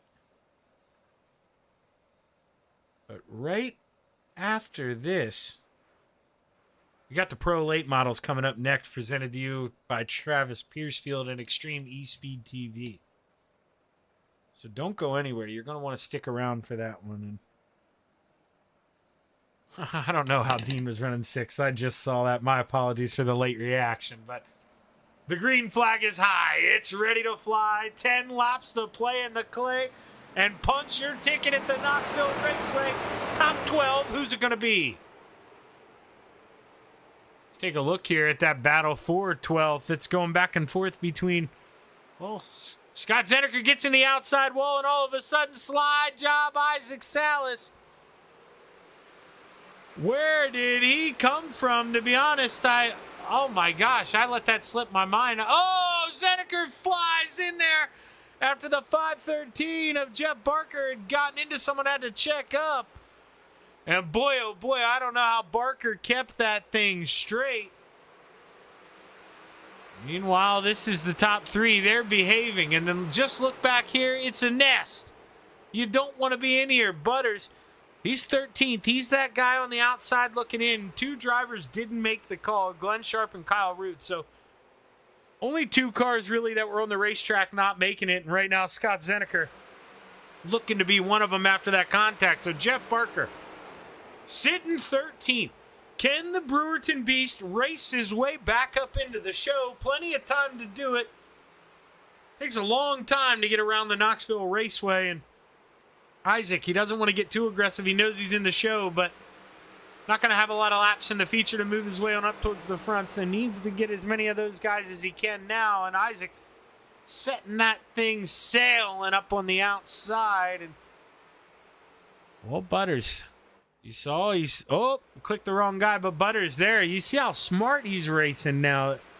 I know it's not fun running here in the back, but he put himself there, you know, with that mistake, and now we're riding off the nose. He's lifting, not putting himself in crazy spots. And here he goes with 5 laps to go. He just needs a little slight opening, little crack in that door to make a move. Is DeBias looking to the outside of the 247 of Michael Vecchio. Michael doesn't want to be back here with these guys. He doesn't want to fall victim to not making the feature, but Jeff Barker working to the inside, able to move on up to the front of Blackjack. He's backing up those corners. He's getting good speed on exit till he gets the commentator's curse, loses the rear end, and now with 3 to go, the Brewerton Beast sitting P13 at the line. Can he find a way to recover here? Needs to nail 3 and 4. Bottom looks like it's starting to go away if you're aggressive on entry. And now Butter says, Shaggy, there's 2 to go, man. I got to get myself in this show. I'm going 3 wide. The 93 to the middle. Trying to punch his way on in. He gets into it with the 3. DeBias tries to hang on to it. He gets into the 247 of Michael Vecchio. Barker in the outside wall, and the white flag's out for your leaders. Who is going to win this battle of the line for P13 as their leaders going through 3 and 4? Checkered flag waves. Brandon Templeton, Mike Brewer, Joseph Grandy, Randy Shreves, Greg Parpley, Pat Boyce, Isaac Salas, Sean Green, Gavin Chatham, Jason Butterfield, Michael Vecchio, and John DeBias punched their ticket. Jeff Barker, Scott Zeniger, Kyle Root. And, well, we advanced. I didn't see the last one. Good luck next week. Tough break. But we're going to take a quick break here on the Coast to Coast Racing Network. And we'll be right back with your Atlantic Management Resources Big Block Modified Features. Stick around.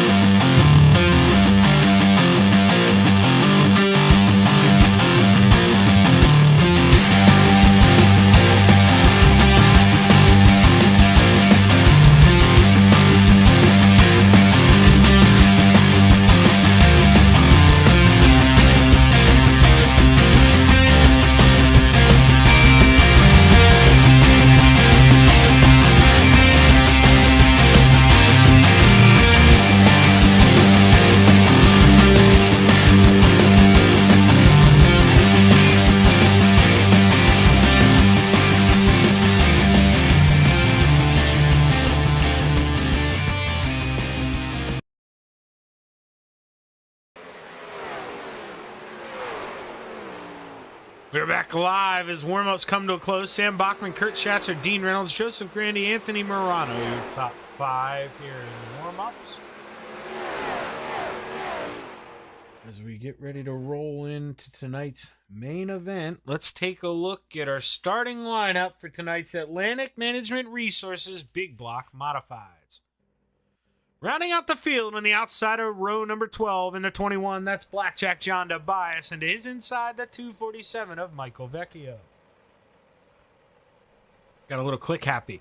Outside of row number 11, the 93 of Butters, Jason Butterfield, and to his inside, the Dark Knight, the 99, Gavin Chatham. And well, now I click the mega jump button. We're going to get this right.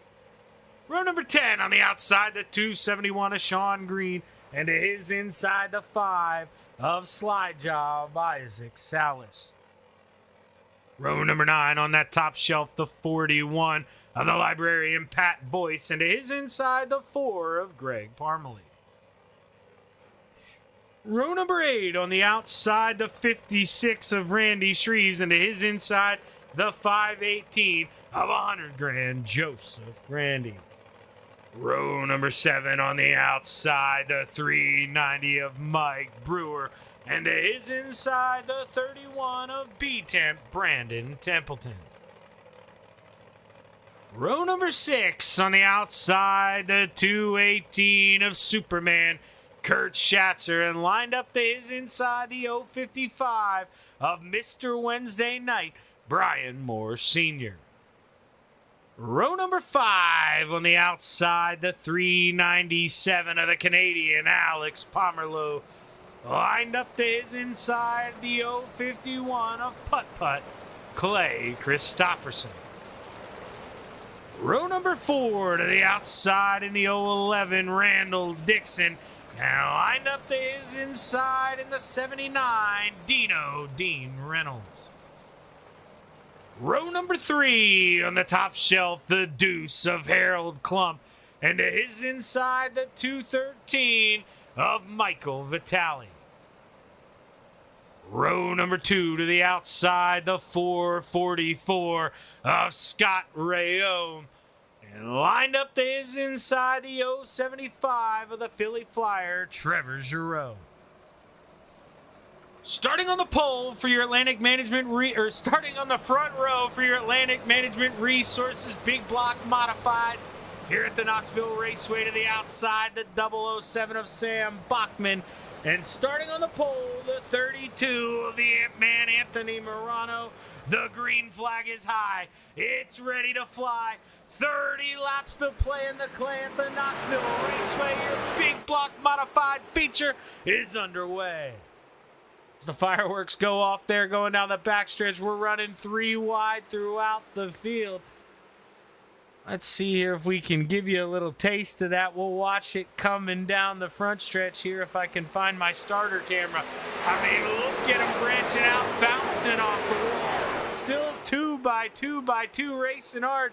Dino looking to make it 3 wide on the top shelf. His teammates start to battle for the lead. Sam Bachman trying to get to the inside of the Ant-Man, Anthony Morano. Anthony not going to make it easy.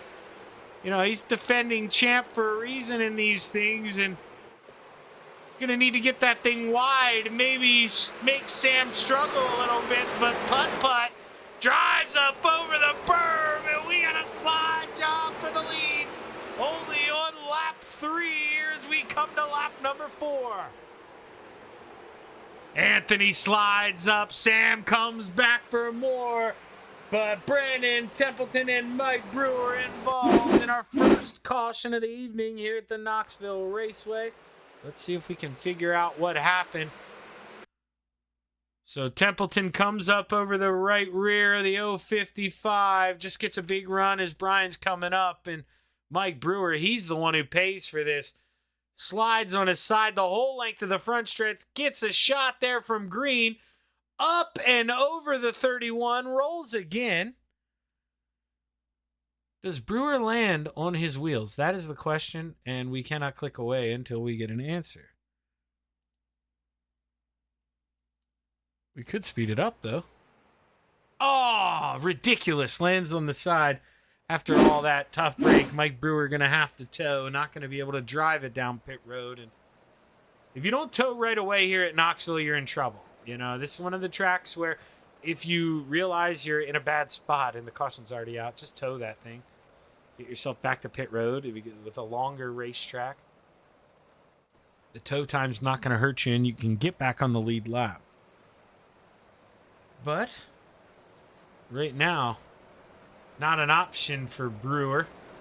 Stuck on his side there, and after a good run in the 358s, have to look for a big rebound. And right now, a couple drivers up 3 spots. Randy Shreves, Pat Boyce, Sean Green, Jason Butterfield, John Tobias as well, but nobody else up any more than 3 spots. Not an easy racetrack to pass at. And you're going to need some guys in front of you to make mistakes. Especially, you know, if you find yourself not that the 075 right now is the fastest car on the racetrack, but just like him or the 2, where you're there in 4th and 5th, you know, 6th. You got a line of cars in front of you. It doesn't matter how fast you are because you got to do it on the bottom. You won't be able to throw a slide job. There's no lane for you to fit in. It's a lot easier for these guys on that front row to battle. And I imagine the Ant-Man's going to try to get as good of a jump here as we can as we go back to green. He does just that. And Scott Rayome looking to take advantage of his teammate maybe sleeping a little bit upstairs. And now Sam Bachman, he takes a peek down low. And Scott Rayome's down there trying to hammer it a little bit. Sam thought about pinching him down. Scott wasn't going to let him. He floated in there in the middle, and he said, goodbye, Sam. Full Throttle Motorsports top 3. Dean Reynolds trying to get up there and join the party in that 79 machine, and he's bringing the 51 along, but Sam Bachman and Scott Rayome make a little bit of contact. Dean Reynolds tries to take advantage, but Trevor Giroux, he's the one who pays for it down 5. Maybe 6 spots here coming to the line as him and Randall Dixon beating and banging for 7th and 8th. Scott Rayome firmly in P2 now after that little battle between him and Sam Bachman. But now Harold Klump, look at this man in the deuce. Not very often we see him up on the podium, and well, Shaggy, you jinxed him. Gets into that outside wall. Dino going to throw the slide job. He said, welcome another FTM driver to the top 4. Oh, Clay Christopherson looking to make it an FTM top 5.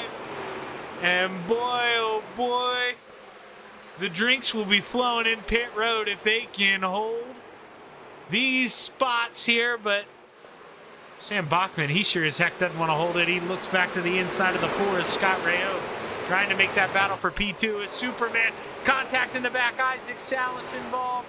Cars go around. Sean Green ends up being the one bringing out the caution. Let's see if we can try and diagnose what happened. Well, it might help if I click on the right thing. Sorry, the scroll moves. I clicked on Pat Boyce by accident. Let's follow that 271 of Sean Green, and we caught the end of it. Not too sure. So it already does happen way up the road, but it doesn't. The software wants to blame Sean Green. We see that it isn't Sean Green. We'll go up to where we think it started. We see Isaac. He gets into trouble. So Randall Dixon just floats up, gets into the outside, gets into the inside of him, runs him up in the outside wall, and he does a 360, gets pounded again from the 011.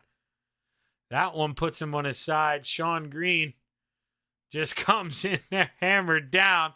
He gets into the back of Randall Dixon, and Randall hard into the outside wall. You got to think that right front's damaged. There it goes rolling off. And maybe not the way Isaac intended, but he gets to hold on to his spot, not the caution. And, you know, not to play the blame game, but it looked like Randall maybe floated up a little bit. It's karma getting you there. I mean, he ends up getting tattooed in the rear end and up in the outside wall. Got to go down pit road. Use the quick repair. Now Sam Bachman, he's got to take advantage of this inside starting spot. He's got to try to work over his teammate there in the 444, Scott Rayome, who's able to use the inside starting spot to his advantage to work on by. Sam going to have to see if he can return that favor and go play with the 32. Bachman. It's always quick, but man, Bachman, he likes to play the nice guy. It's just in him. He's never real aggressive. And good jump from the 32, able to slide up. But now Bachman, he knew what time it was. He goes down there. He nails 1 and 2. Finds the grip down there on entry. He's going to be side by side with Scott Rayome. He's easy slide job here if he wants it. Sends it in. He's going to float it up. He should have went with the short slider. Tried to drive it in a little too deep. You saw it would have got into the Ant-Man. And what I mean by short slider, slide up early in the corner. Sacrifice that entry speed for good exit speed rather than driving in deep. With good entry speed and slow exit speed, he could have done that this time. But Sam Bachman, I told you, dude doesn't have a mean bone in his body. And he's playing the nice guy down low, and it's going to hold him off from P2 one more lap. If he wants to go up and win this thing, you know the saying, nice guys finish last. He's going to have to get aggressive as Kurt Schatzer, we see him bouncing around. Isaac on the inside.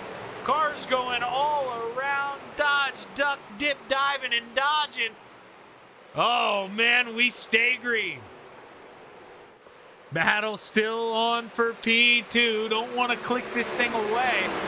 Here, I had to take a peek. Now, Sam, he realized, hey, you know what? Green Day's right. Nice guys do finish last. Time to go. Oh, no! Oh, no! Oh, no! Oh, no! Oh, and then he gets pounced on again. Oh, boy, the 007 of Sam Bachman. Man, oh man, that is a tough break, and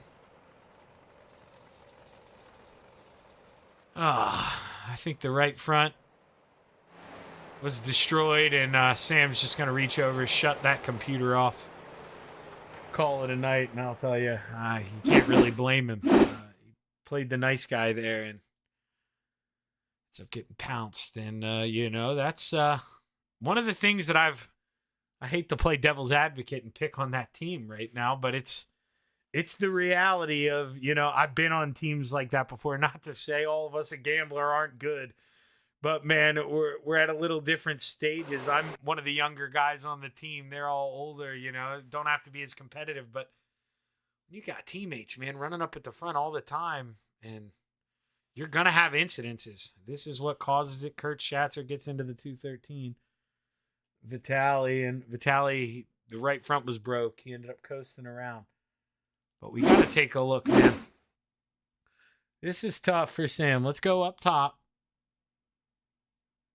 Scott didn't come up that much, you know. I mean, Sam, he comes down off the wall a little bit. I mean, Scott, I say he didn't come up that much. You know, he clearly does come up. You can see him coming up. But you're used to being able to float up a little bit, but just, you know, gives his teammate nowhere to go. And Sam Bachman, got to be a lot of emotions going through that 007 right now. That's for sure. Is, you know, we take a look at the points. Sam Bachman was running P3, and he was battling with Anthony Morano and Clay Christopherson, his two other teammates. You got to think this tough race, not that it's out the window for him, but going to make it that much harder.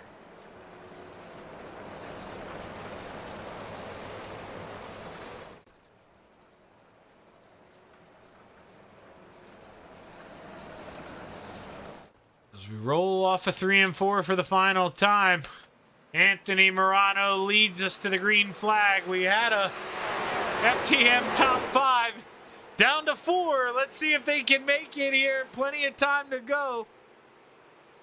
And Anthony Morano blinking a little bit, and as there you see, he comes back out front.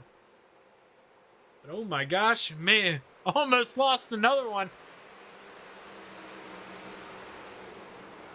As we see, speaking of losing another one here, I think Isaac, he's blinking a little bit here in the back. See him dipping and diving. I think he had to go down there and repair that race car after getting some damage. That's a tough break for the 5. of Isaac Salas, but Dino, here he comes to 79, reeling in his teammate in the 444. Can Dino get aggressive here, move that 79 on up? Joseph Grandy, remember he was in that B main. He's got himself up 7 spots. Right behind him, the Dark Knight Gavin Chatham. Well, Shaggy, where did he start?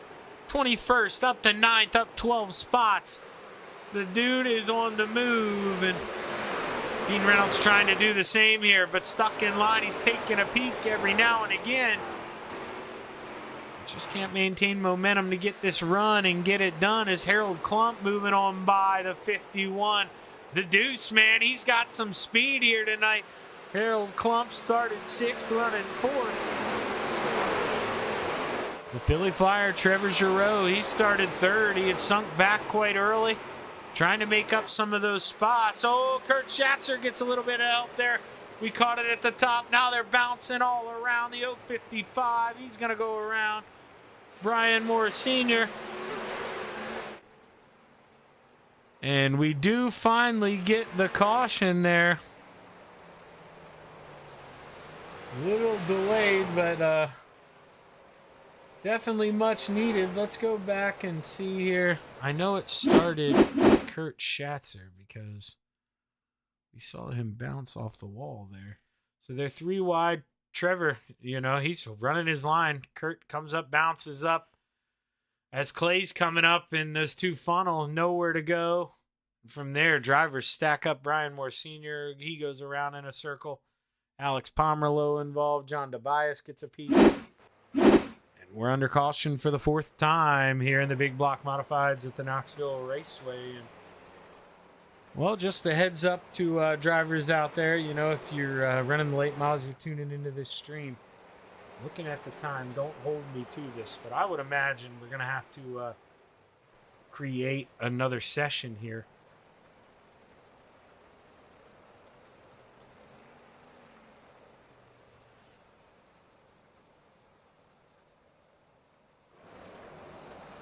Anthony Morano, the man out front, leading the way. He's got 2 teammates behind him.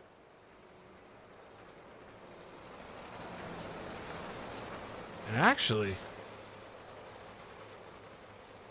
I said 2 teammates behind him. What happened to Clay Christopherson? So Clay, this was right when the yellow came out. He must have already gotten into the wall, had some damage on that thing. Yeah, it's doing that where it's not bouncing. It looked like the right front shock maybe broke. Not too sure what happened, but Putt needing to come down pit road. He gives up his spot in the top 5. As we roll through 3 and 4 here for the final time, the green flag set to fly here at the Knoxville Raceway. 10 laps to go, 2/3 of the way through. Who's going to bring it home as Anthony Morano drops the hammer and we're back underway. Anthony Morano ripping that outside through 1 and 2, trying to carry as much steam as he can. Looking good out front already, up to that 4/10 of a second lead, but Scott Rayom drives it in deep. You just see, though, it doesn't pay off. Drops down to almost 5/10 coming off corner exit. And you can drive it in there real hard, make up the time, but if you're not able to pick up that throttle and get it all back, you're doing yourself a disservice. Scott, he's going to go back, going to try to hammer that in, try to find a way. It's Joseph Grandy and Gavin Chatham. They keep moving their way on up through the field. As Dean Reynolds gets into the outside wall, they're 3 wide in front of him.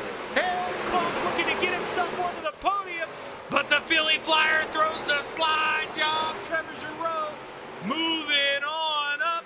Here comes Harold Klump. Now, we all know it's no secret. I love that Philly Flyer, and boy, I'm rooting for him. But he gets a lot of podiums. Come on, Harold, as the car goes around. Jason Butterfield around in the back. And we are under caution for the 5th time here in the big block modified. See if we can try and diagnose what happened here with Butters. I saw him loop around coming off the corner. So Dino, he comes down off the wall. You know, that's what he's got to do. But Butters, he gets in the binders or gets into the back of Dino, shoots it around, gets into the side of the 397. And he loops it around. No contact with anyone else, I don't believe. But with the 360 spin, that's enough for the caution. Let's see here. Harold Klump, P4, your hard charger right now. Joseph or Grandy. Or actually, no, it may be Gavin Chatham. Excuse me. It's going to be Gavin, actually. You see the leaderboard's moving for you guys. It's moving for me, too. So, let's see. Gavin up 14 spots. Up to 7th. So, great run for the 99 of Gavin Chatham. And making me eat my words talking about how it's hard to pass now. You know, I mean, it is still hard to pass. I'll stand on that. He's had a little bit of help here. Lots of cautions in front of him up the road. But you still got to keep the nose clean. You got to stay out of it. And Gavin Chatham doing just that there in the 99. Great run for him as Anthony Morano. I think he'll see those lights come off. And the Steve King Foundation pace car this time, they are off. We're set to go back racing here at Knoxville. My apologies, I'm getting the hiccups here. I'm trying to mute this thing in between hiccups.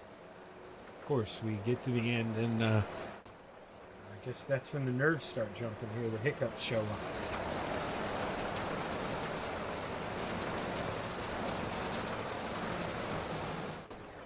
As we roll through 3 and 4, Steve King Foundation pace car is off, and Anthony Morano fires. We're back underway. 6 laps here at the Knoxville Raceway. Joseph Grandy with a big swing here. He's going to swing that hammer down low. The 518 going to move on up to P4. Now can he find a way to get on the podium? Got one more guy to pick off here, the 075 of the Philly Flyer. But he's doing just that. He's flying around. He's looking to get up here and prod the bear. He wants to battle these front two. And Scott Rayome, he's going to have to hold on because here come 2 quick drivers. Might be his best friend right now. Joseph Grandy peeking to the inside. That's going to limit what the Philly Flyer can do here. If Grandy can make a run. And, well, if Grandy hooks this thing up down here, he may have enough time to pick a couple guys off as he's low. He's got P3 on the Philly Flyer. And now the M-Man maybe peeking up in that mirror a little bit or getting some help from the 99 of Gavin Chatham. He's going to go down and shut the door. But he gives up what he was comfortable with. Scott Rayome now peeking to the outside. And sometimes you just got to run your race. And I'll tell you, I love these guys, but you got to call a spade a spade. Clearly getting a tip from a spotter or somebody behind him or that mirror saying, hey, the bottom's working, and now he finds himself in P3. Anthony Morano trying to swing to hang on. Scott Rayome in the outside wall, but Joseph Grandy takes the lead going down the backstretch with 2 to go. Battling hard for that final podium spot, but as the white flag flies, Joseph Grandy is your man out front. What's going to happen behind here? Gavin Chatham taking a peek. Trevor Giroux trying to swing back on that outside. But as we go through 3 and 4 for the final time, 100 grand, Joseph Grandy coming from the B-Main to win your AMR Block Modified feature at the Knoxville Raceway. Anthony Morano, Trevor Giroux rounds out the podium. Gavin Chatham and Scott Rayome, your top 5. Man, oh man, one of the drives of the season we've seen so far from the 518 of Joseph Grandy, who finds the bottom at the right time and absolutely steals it from the 32 of Anthony Morano. We're going to give these guys a minute or two to catch their breath. And we're going to get a word with the Philly Flyer first, Trevor Giroux. But man, oh man, what a race up front. Those guys put it on, and Trevor wasn't sure if he'd be able to hold on to that podium. Gets it back on the last lap from Gavin Chatham. And I think the Philly Flyer gonna be pretty happy with this one. Had connection issues in the 358s. Not able to finish the race, but able to finish this one as the Philly Flyer. Man, oh man, close race to the line there with Gavin. But you're able to hold on to third. Trevor, how we feeling, brother? Honestly, pretty good. I mean, wasn't really sure if the old interwebs there was gonna hold up, but it did for the most part, I think. But yeah, I mean, I don't think we had a car to win tonight, but we had a fast car. Saw Grandy down there working the bottom. I said, "Holy smokes, that's nuts." I don't know where he came from. I'm pretty sure he joined the session late and then comes in. I don't even think he qualified. I could be wrong. Could be the 358s, but yeah, that was insane. I was debating on going to the bottom there, and I was like, nah, I just don't have the skill like them guys or the patience for that matter to run the bottom like that. I stuck her to the top there and made it work. Yeah, and I mean, patience was the key tonight, Trevor. I know you're maybe not too pumped about it, but you can see the way the cards worked out. Man, it's sitting up here in the booth. I see it time and time again. The drivers who were patient in the beginning of the race, man, they reaped the rewards. And going back to, I want to say, lap 3 or 4, man, a big mix-up in front of you. You got to get on the binders. You fall all the way back to 8th. What's going through your head at that moment? Honestly, at that point, I'm just kind of thinking to myself, like, I'm just going to settle in here and see what happens. Let everyone, throw it out there and see what happens. Maybe get a couple spots and over through some wrecks and whatnot. But I mean, once I found the top there, I mean, like the very, very top, I was like, okay, now I kind of found something here and made it work and passed a few cars. And I think it was Vitali who got into me on accident there and got me pretty sideways. I thought I was spinning right there, to be honest. And I was like, oh no, but kept her straight. I think I lost a couple more spots there. And yeah, that top, man, it was nuts. It was honestly, I wasn't really expecting Knoxville to be like a 2-lane track. I mean, I would call it a 2-lane. Like the bottom was there, then you can make the top work. Like really awesome track tonight. Yeah, definitely, man. And your definition, dude. You think that thing's going sideways, but you just settle down. You get back into your groove, man. And once again, parking this thing on the podium. Hell of a job for that 075. Congratulations, Trevor. Who you want to thank, man, before I kick you on out of here? Just wanted to apologize first to Scotty there.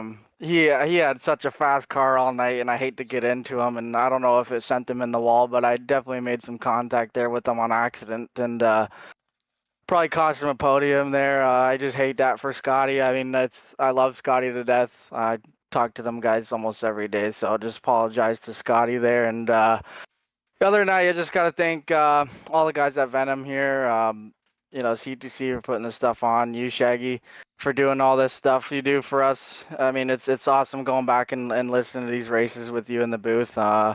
Thank Big Tim Race Wraps, Dean Reynolds with the Super Dirt Car Series, RSN Trackside, and props to Anthony, Gavin, Scotty, Dean, like all those FTM guys. Always fast, night in, night out. Props to Grandy, hell of a run. Definitely want to thank those FTM guys again for going on that deal with us with the 358s to keep this stuff televised. So props to them guys. Yeah, man, you guys put on an awesome show, and you said Joseph there with a great run. Understatement coming from the B main and winning at Knoxville, dude. I didn't think you could do that, and the drive that he did to get by you guys, impressive. But Trevor, man, podiums win championships. Hell of a run, and hopefully we're seeing this 075 in the championship talks here at the end of the season. But good luck the rest of the way, brother.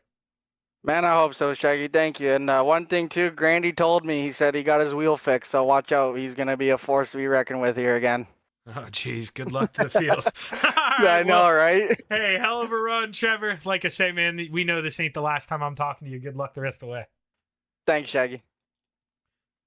The Philly Flyer bringing home P3, and now we're going to bring up the man who led most of the way. But, Anthony, okay, I want to get in your head for a little bit, and you can lie to me if you want, but we're coming down 3-4 laps to go, and I bet you a little birdie popped up in your ear, said, hey, the bottom's working. And was it just too tough to go down there and master it your first go round after hammering down the top the last couple laps? Yeah, I think I got her a little hot, and it just didn't work out so good. So yeah, it's just you know, you'll have that, I guess.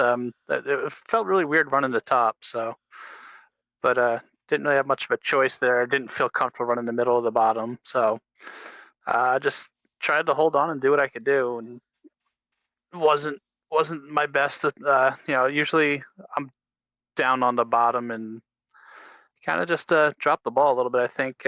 Last thing I wanted to see was that last restart, because Gavin was telling me that Randy was coming on the bottom, and I tried to go down there. I couldn't do it.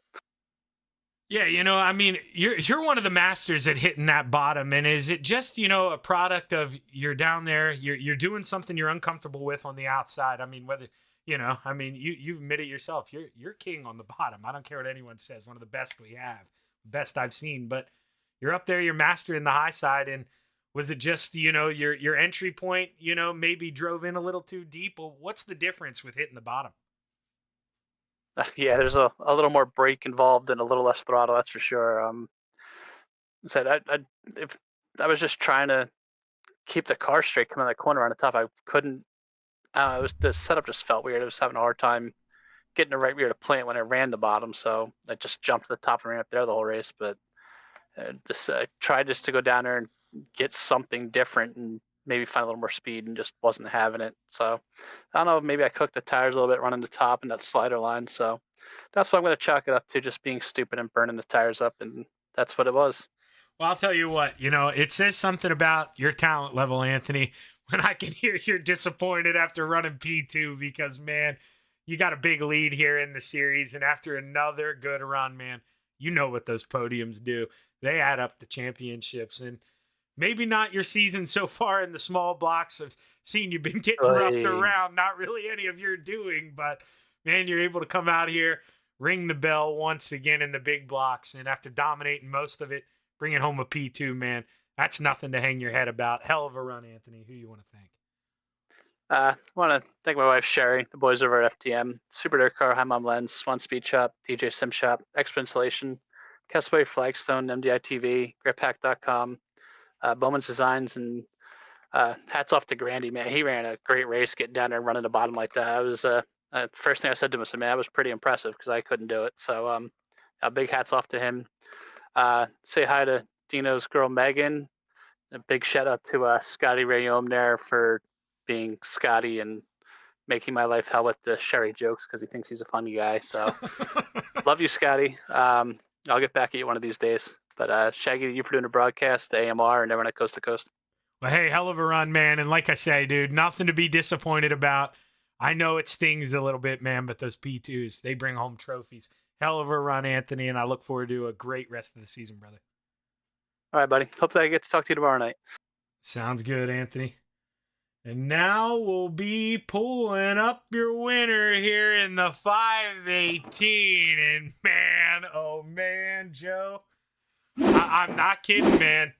That's the best drive of the season. You don't come from the B main at Knoxville in the big blocks and win a feature until you get in the car. I mean, how are you feeling, dude? I feel good. Got my steering wheel fixed last night, so hopefully a little more of this coming on in the future.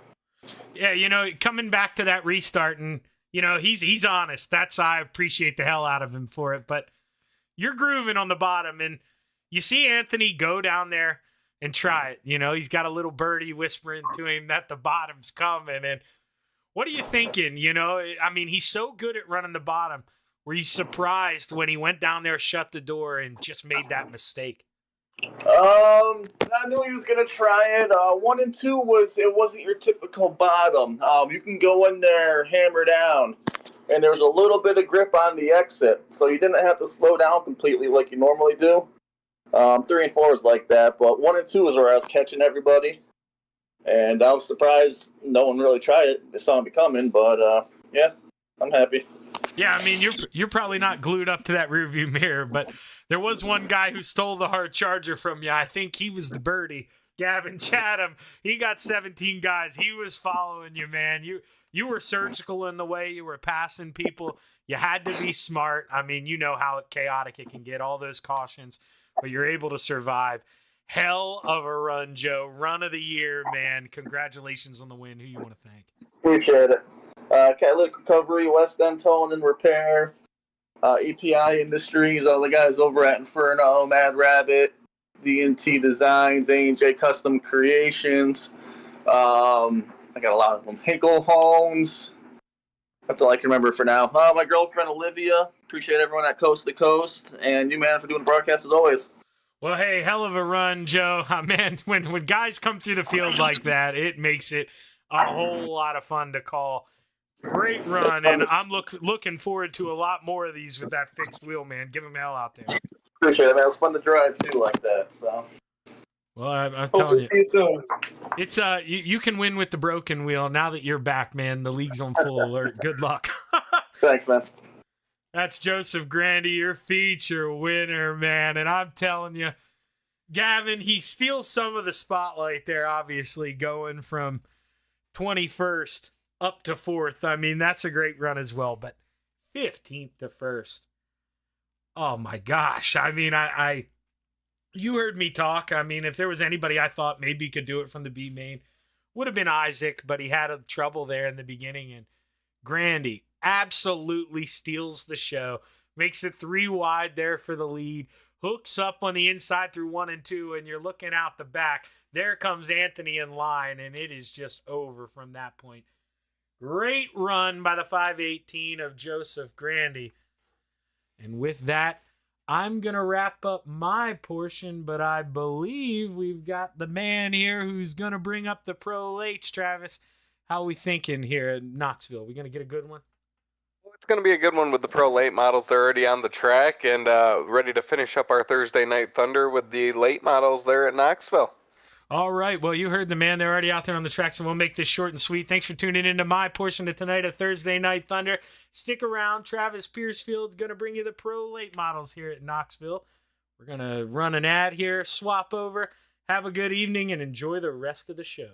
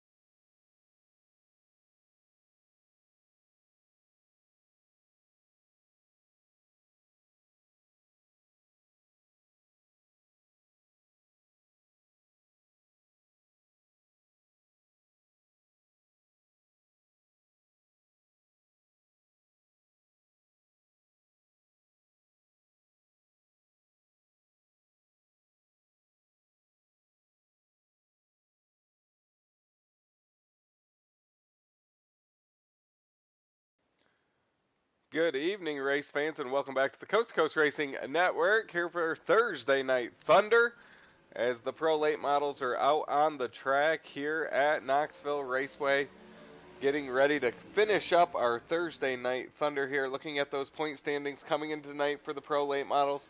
6 races down. Anthony Morano's your points leader, 2 wins. Clay Christopherson in second with 1 win. Samuel Bachman third. Michael Vital in fourth, and fifth is Scott Rayome. Other winners this year, or in this season, Isaac Salas has 2, Kurt Schatzer has 1 win. We'll take a look at those times here during this practice session. Trevor Giroux to the top of the charts there as he now moves off the track. Randy Shreves out there on the track as well. Jason Butterfield out there in his 93 machine.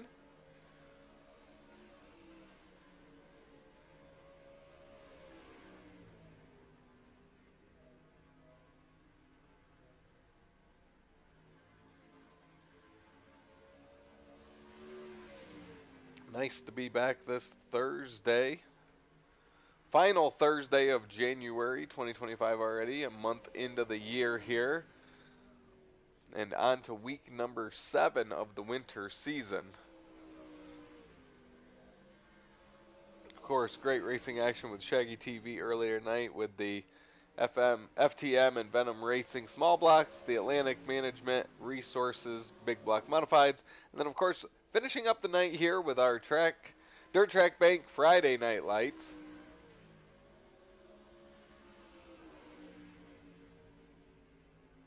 Butch Baker out there on the track as well.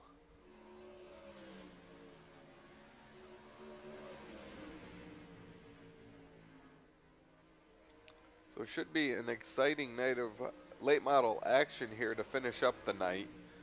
Of course, Knoxville Raceway, not known for the late models as well as they are, of course, those sprint cars. Sprint Car Hall of Fame there in turn number 2.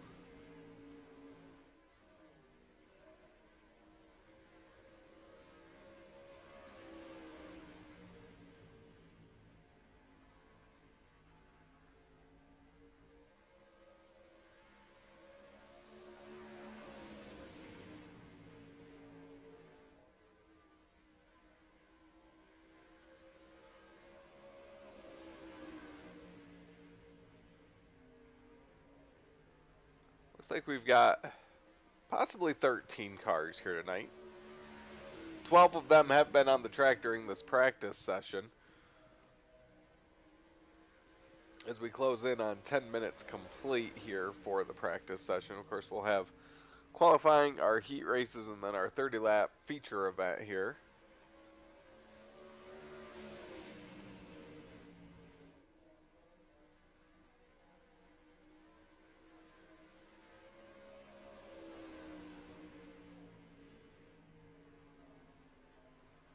Randy Shreves, one of 2 cars still out there on the track. Butch Baker right there by him as well.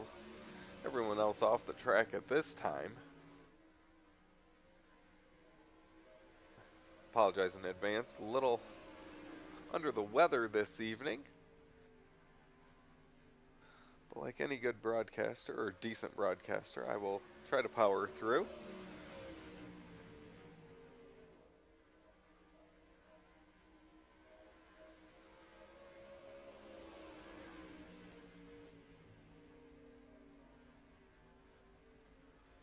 So Trevor Giroux, he completed 6 laps. You can see all the times within about a half a second of each other here. Of course, at this Knoxville Raceway, you have the big guardrails to the outside and the corners, narrow, long straightaways. Does have long corners, but also quite narrow compared to some of the tracks we go to here, along with that inside guardrail, which you can't go all the way down to. The inside of the track there actually is before you get all the way down into that inside guardrail. So practice session will come to an end here. We'll move on to our qualifying session as cars get ready to go out on the track. Looks like Brandon Templeton's going to be one of the first to jump on out there onto the track.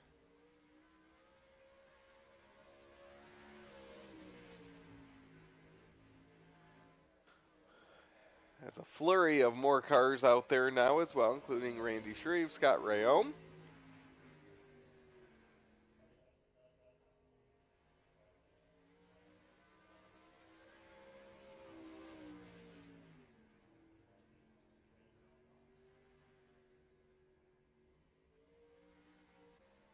Anthony Morano out there as well.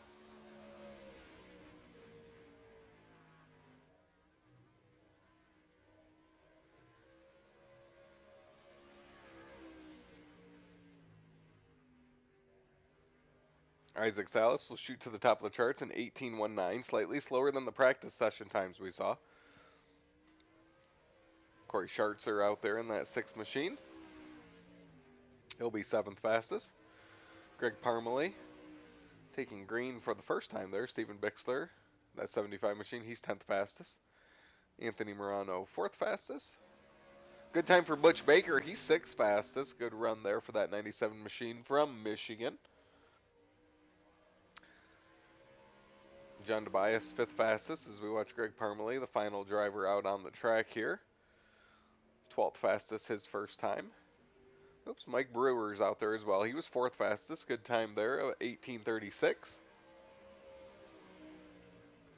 Oh, and he'll shoot to the top of the charts. Quick time for that 39 machine of Mike Brewer. An 18:07. Fast time at that, as Mike Brewer will be our quick time here tonight for the Dirt Late Models. So he'll best Isaac Salas right there at the end. And with that, we'll line up for our heat race number 1. It's going to be Scott Rayome alongside John Tobias. Row number 2 is Trevor Giroux next to Mike Brewer, our quick time. Randy Shreve's 5th alongside Corey Schartzer. And Steven Bixler will start 7th. So cars lined up there on that pit road in the infield there on the front stretch.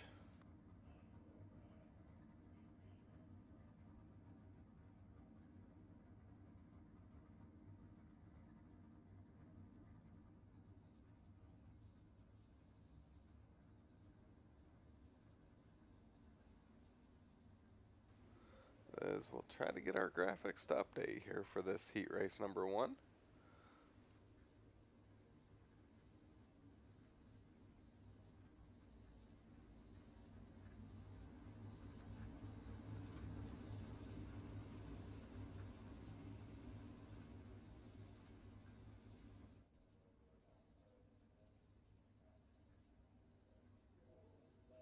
Well, we've got 6 laps here in heat race number 1.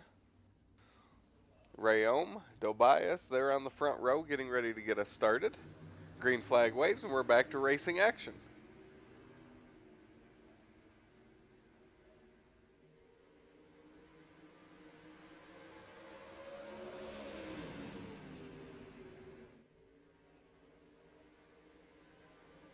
Giroux down to the inside, lap winner number 1 in the books.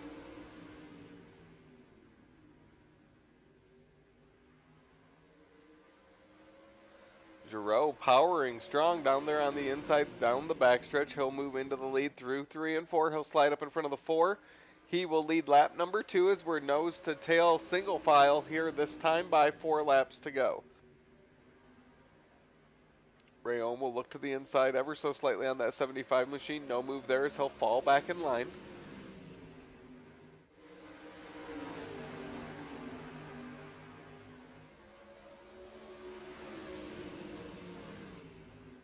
Trevor Giroux continues to lead here halfway. 3 laps to go.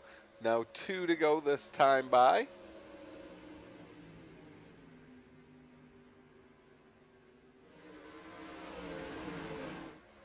We gotta go back to quick time of Mike Brewer looking for a move on the inside of that 4 of Rayome.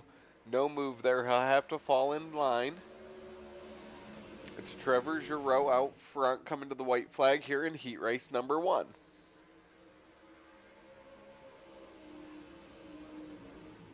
White flag in the air. He's able to separate from Scott Rayome. Now Scott Rayome under attack, as is Brewer. He's got Shreves down to his inside now. It's that 56 of Shreves looking to pick up a position and a row on the starting grid for that feature event. Trevor Giroux off the track. Oh, there he is. Let's see how that scores. It should be Trevor Giroux. He glitched right at the wrong time.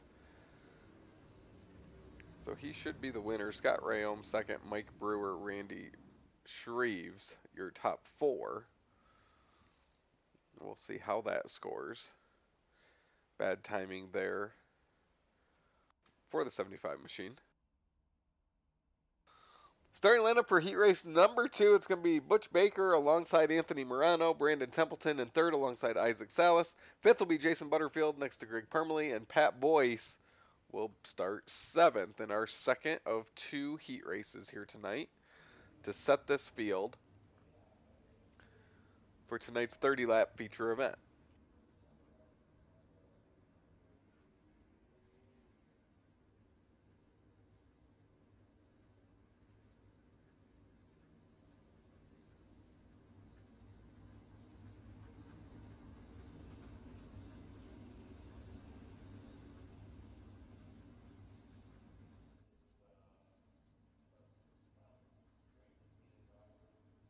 So 2 by 2 we get ready to go. Butch Baker, Anthony Morano on that front row here to take us to the green flag for heat race number 2.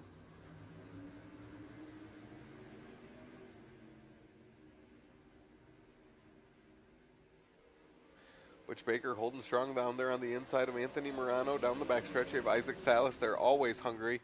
In third for a moment is now Templeton all the way up to second. What a drive through 3 and 4 is now he's on the inside of Butch Baker for that second position, and now he's got Anthony Morano under attack for the lead. A power move by Brandon Templeton. They're in 3 and 4.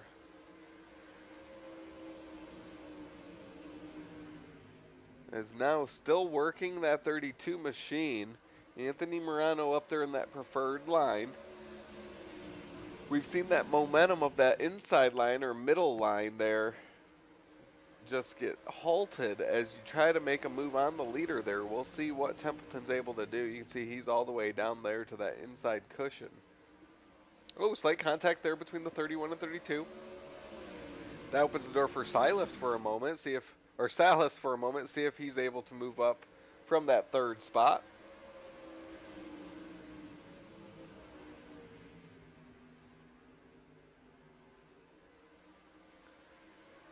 Down the backstretch here, coming to the white flag this time by. Salas Templeton down to the inside, Anthony Morano all the way out there to the outside line. White flag waves. We'll find out who's going to start on that front row outside line here in our 30-lap feature event. As Templeton running out of time, he'll do one more last-ditch effort. Nothing there. Anthony Morano, your winner in heat race number 2. Brandon Templeton second, Isaac Salas in third, Butch Baker fourth, Greg Permley in fifth.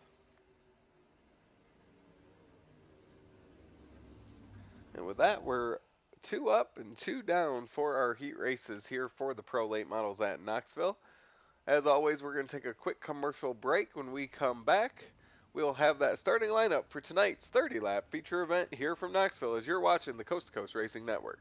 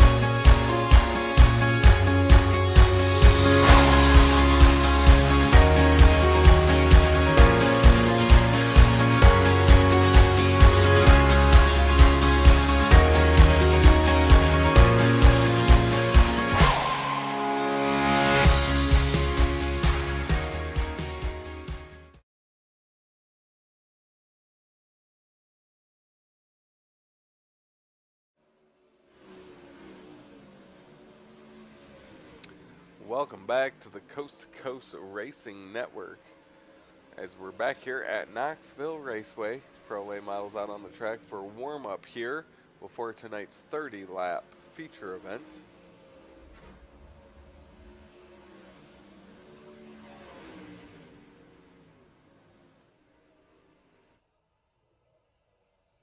That warm-up session will come to an end. And we will get to that 14-car starting lineup. Row number 1 is going to be Trevor Giroux alongside Anthony Morano. Starting third is Scott Rayome next to Brandon Templeton. Mike Brewer in fifth next to Isaac Salas. Starting in row number 4, it's Randy Shreves alongside Butch Baker. Ninth, Corey Schartzer next to Greg Parmalee. 11th, it's going to be Steven Bixler alongside Jason Butterfield. And rounding out the field, it's John Tobias alongside Pat Boyes. So 30 laps will make up our feature event as always. Trevor Giroux, Anthony Morano, two of the best here in this series, looking to get us started here from Knoxville.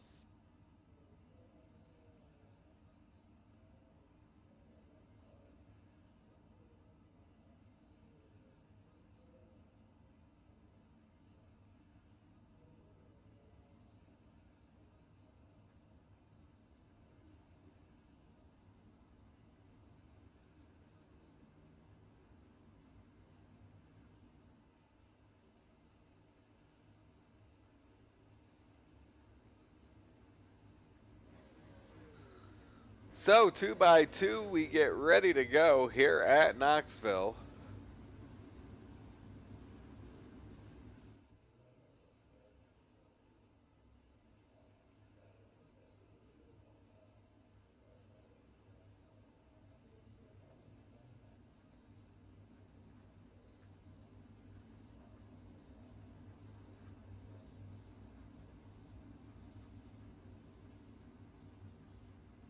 As we'll do one more lap, and then we are set to go green. Trevor Giroux, Anthony Morano are two heat race winners tonight.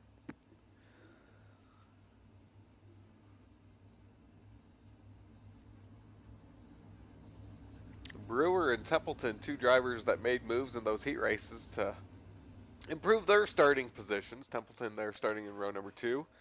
Brewer there inside of row number 3.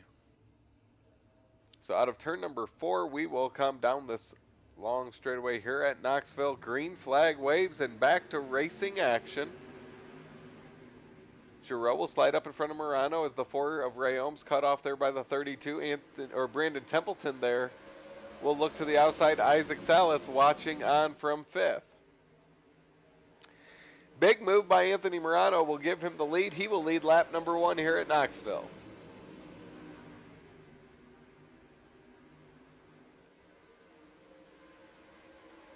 Things get sorted out. You got to go back in the pack there with Isaac Salas as he's down there, all the way down there to the inside of Scott Rayome. He'll take over that 4th position. Brewer is trying to hold off Butch Baker right behind him. And now he moves up and to make a move on that 4 of Rayome. Templeton looking to the inside of Giroux. That's for the 2nd position as Anthony Morano watches on from the lead. Side by side for 2nd as they enter turn number 1. Giroux will have the advantage through the corner. He'll hold on down the backstretch. Oh, Rayome into the wall there coming out of turn number 2. Everyone checks up, keeps it going, and there's that battle with Butch Baker and Mike Brewer again as now Randy Shreves enters the picture. Great racing action all the way throughout as Templeton looking to the outside of Isaac Salas. This is a battle for 3rd.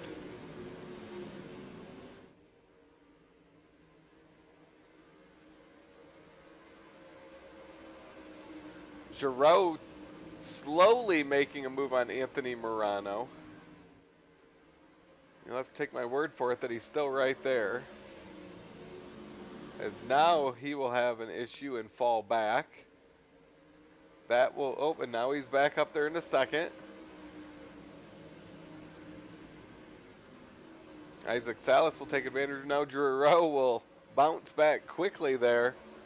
Regain that 2nd position as now Salas and Templeton battle for that third spot. Giroux now looking to the inside of Morano, right where he left off.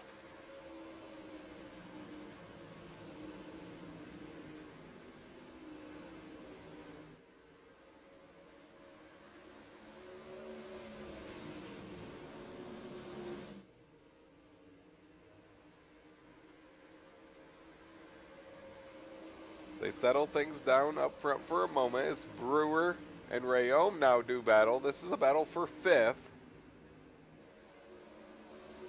Templeton up ahead of them is moved past Salas, as now Salas looks to the inside. Templeton into that outside wall. That will give Salas the advantage for a moment as Templeton battles back on the outside.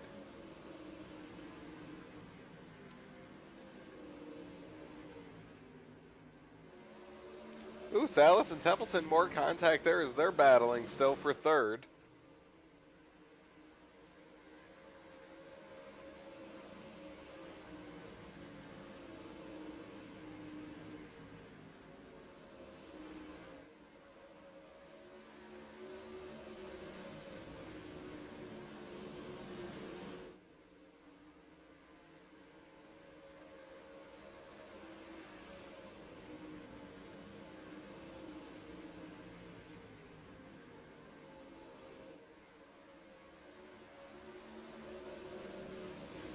Isaac Salas, they're settled into that 4th position now. This is one of the closest battles on the track as things have settled down here for a moment.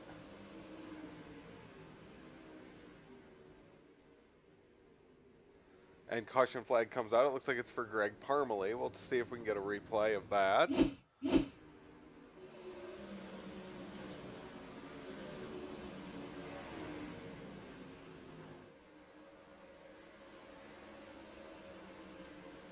And just slowly up there into the wall.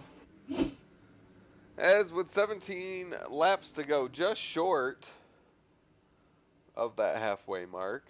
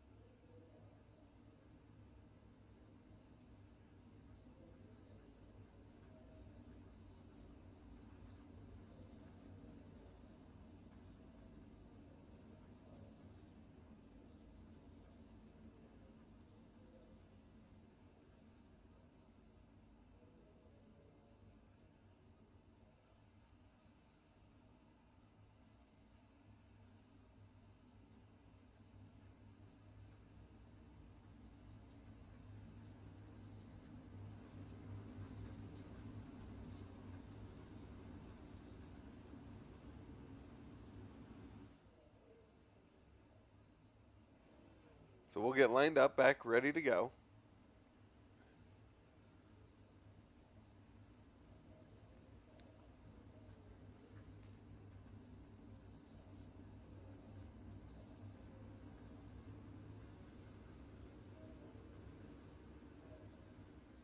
As Anthony Morano will restart in that spot where he started there, inside row number 1, Giroux to the outside.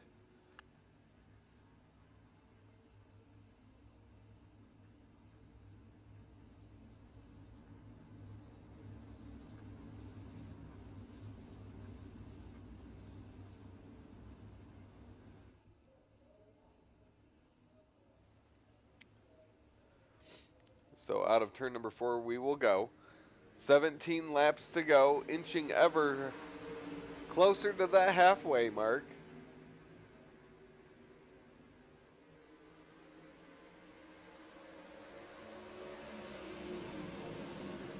Isaac Salas quickly to the inside of Giroux there for 2nd. There's Mike Brewer now. He enters the picture now into the top 5, currently riding at 5th. As Giroux works that inside of Anthony Morano, Isaac Salas watches on from 3rd. Riding along with Isaac Salas, you can see that battle for the lead up ahead. Trevor Giroux trying to track down Anthony Morano, picking up right where he left off before that caution. put a blanket over the top four there. Murano, Giroux, Salas, Templeton continue to do battle for the lead as we'll cross the halfway mark. 14 laps to go.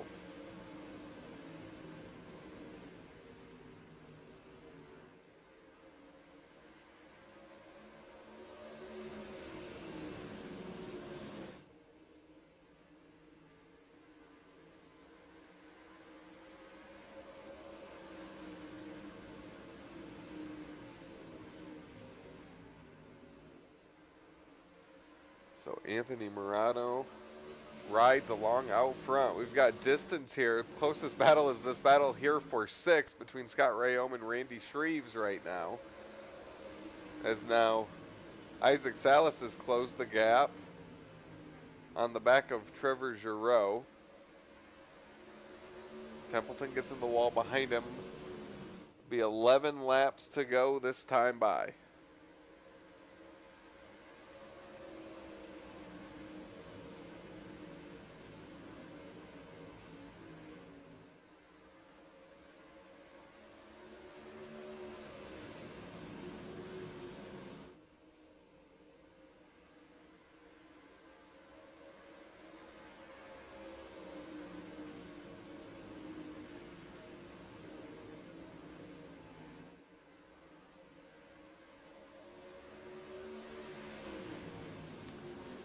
Trevor Giroux doing everything he can there behind the 32 of Anthony Murano.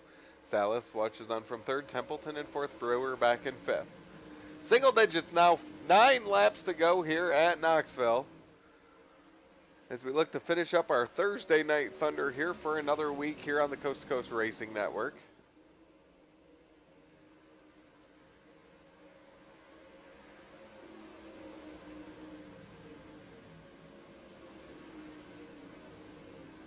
That restart with 17 laps to go has stretched everyone out.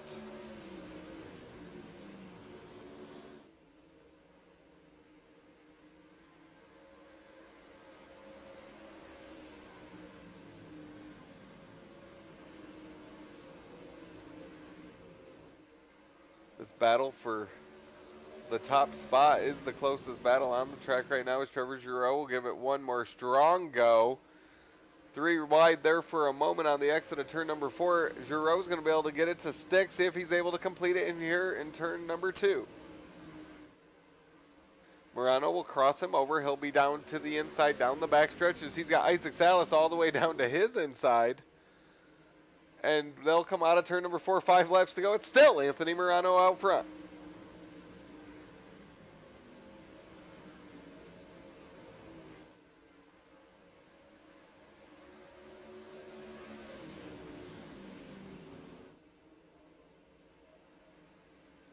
Valiant effort there by Giroux and Salas for a moment, but Anthony Murano was able to hold them off. As they'll have to regroup, reset as they're coming to 3 laps to go. Time is running out.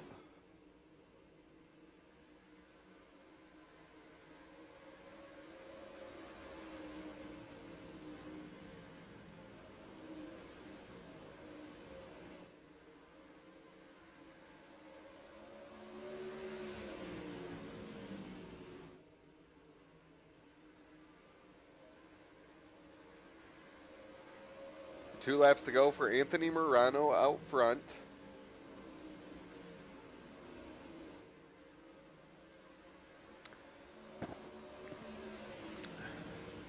This continues to be the strongest and closest battle on the track here. Giroux trying to hold on to second. White flag waves this time by. Anthony Murano one more lap. Of course, this will be his 3rd victory of the year as he will stretch his points lead after week number 7 if he's able to hold on. Trevor Giroux to the inside. Salas right there as well. They'll come out of turn number 4. It's a drag race down to the line. It's Trevor Giroux will steal it. Trevor Giroux will grab it at the line. As he will pick up his first victory of the winter season. Anthony Murano thought he was going to get win number 3. I thought he was going to get win number 3 on the season. as it's Trevor Giroux, Anthony Morano, Isaac Salas. We, of course, will interview all 3 podium finishers. We'll hear from Trevor Giroux and Anthony Morano on that last lap pass.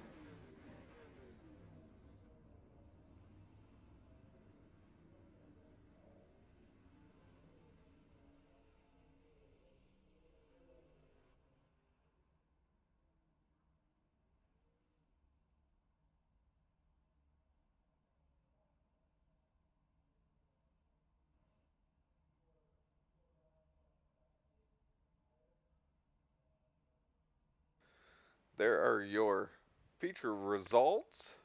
Trevor Giroux, Anthony Morano, Isaac Salas, our top 3 finishers here tonight. And we will talk to our 3rd place finisher, Isaac Salas, first. Isaac, you're actually our hard charger of the night as well, up 3 spots. But that 4-car battle up front was the most heated battle of the night, but also it seemed like it was really hard to make up ground on anyone around you. Yeah, that was a really fun race, man. It was definitely hard to from my point of view, it's definitely hard to pass. Because if I wanted to make a pass, it kind of had to be on both at the same time. But yeah, I mean the track. I like how the track lined out. I like how the race kind of progressed. There's multiple lines you could run. They were, I feel like all 4 of us kind of were running different lines. So it was it's a very fun race. Well, it seemed like Anthony was out front a majority of it. There had probably the preferred line.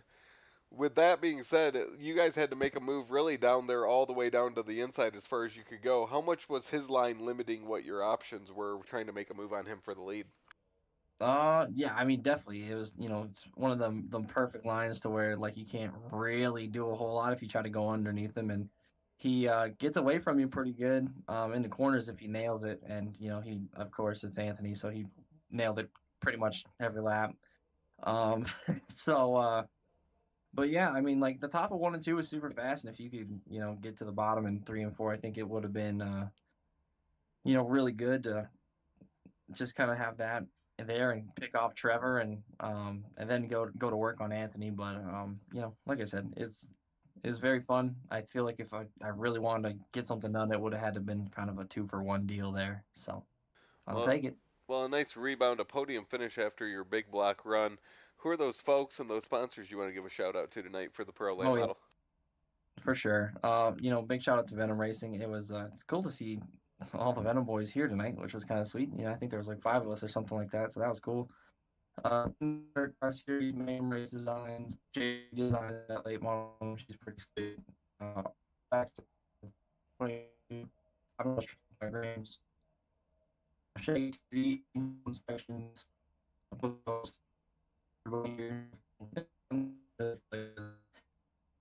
cool.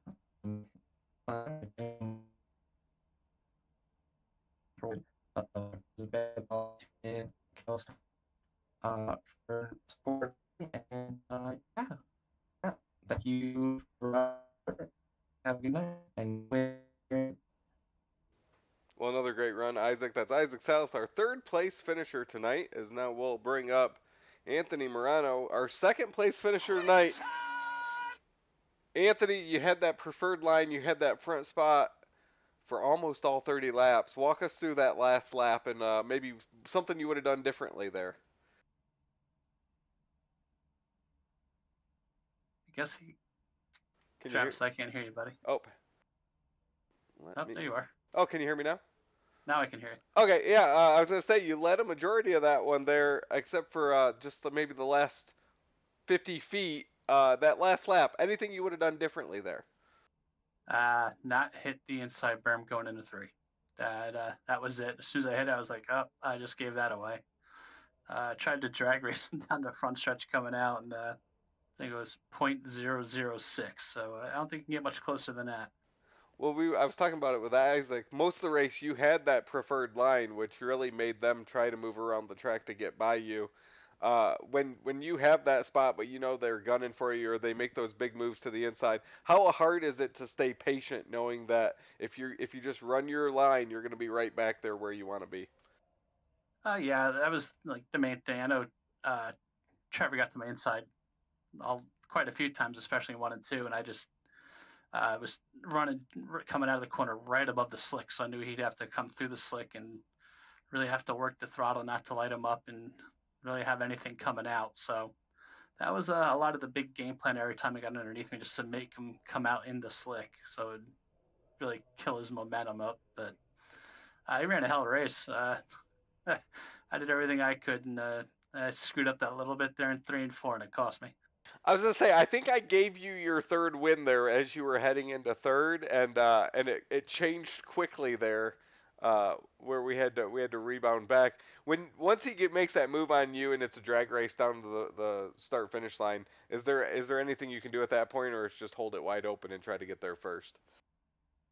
Not wide open, but enough to where I have, make sure I had the drive coming out. But like I said, as soon as I got in there and the car hopped sideways, I knew I was in trouble. So it did all I can do. I mean, maybe could have just turned left on the straightaway, but I'm not going to do that to Trevor. I like Trevor, friends. We talk all the time. So it was just a hell of a race. I'm sure that was a good show to go back and watch when I get down out of here.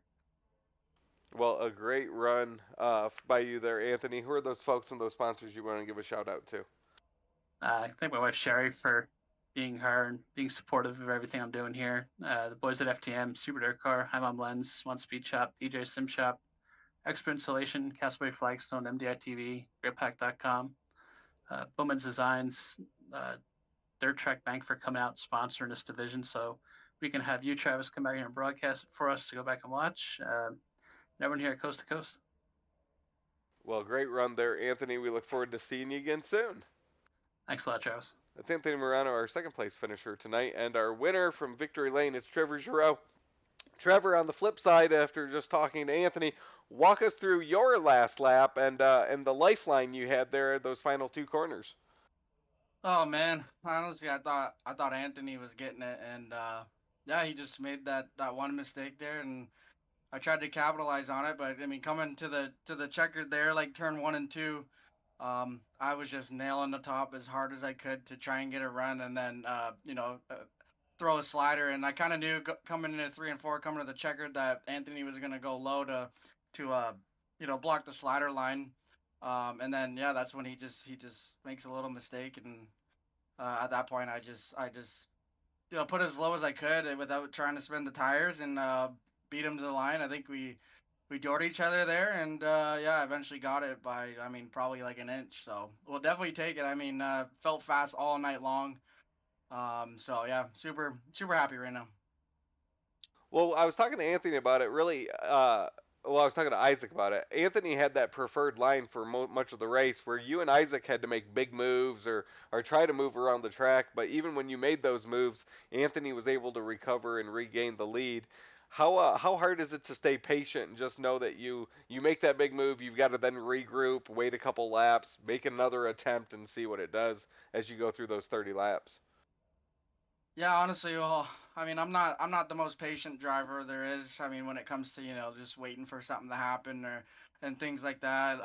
So I mean, I'm just, eventually Isaac gets up there and we start throwing bombs, and then yeah, I mean, I'm just ripping the top, and like you said, Isaac's got the preferred lane, or Anthony's got the preferred lane there. So there's a couple times where I would get really, really good runs, and I would throw it on the inside, knowing I wouldn't be able to clear him for a slider, but I would show, most of my car on the inside there, and hope and just hope the car would stick on the bottom there, and then I could we could be at least side by side coming, going down the straight, and then I could throw a complete slider there, and hopefully make a move there. But yeah, it's one of them tracks where it's I don't know, it's a little weird. The lines here are kind of, I find them a little weird. It's like sometimes it'll be top, and then you could see Anthony was running like a slider middle, and and making it work too. But those runs I was getting off the top were just crazy, and yeah, it's hard. Sometimes it's hard because you don't really have anywhere to take those runs, especially when the leader's got, he can just go wherever he wants, right? So, but either way, yeah, just huge props to Anthony, man. Like, I talk to Anthony all the time. One of my really good friends, and he's hard to beat in anything he drives. So, putting on a show like we did there, and to get the win tonight, it's definitely one to go in the books for me. This was a really good race. Well, it was a lot of fun to watch and call there at the end. Appreciate you guys for putting that finish on for us here. Who are those folks and those sponsors you want to give a shout out to for the win? Yeah, I just gotta thank all my guys at Venom. I mean, Isaac, Corey was in here, Butters, Butch, all the guys here at Venom. I'm gonna thank RSN Trackside, Big Tim Race Rats for this new wrap we debuted tonight, and you, Travis, for putting this stuff on. It's fun watching, going back and watching this stuff, and just I like going back and watching and seeing what I could do differently in certain scenarios. So it's nice to have the broadcast and someone like you announcing the race. So thanks to you, thanks to everyone at C2C, and again, thanks Anthony for racing me clean there. I mean, I wouldn't expect Anthony to be dirty or nothing like that. It's just hard racing.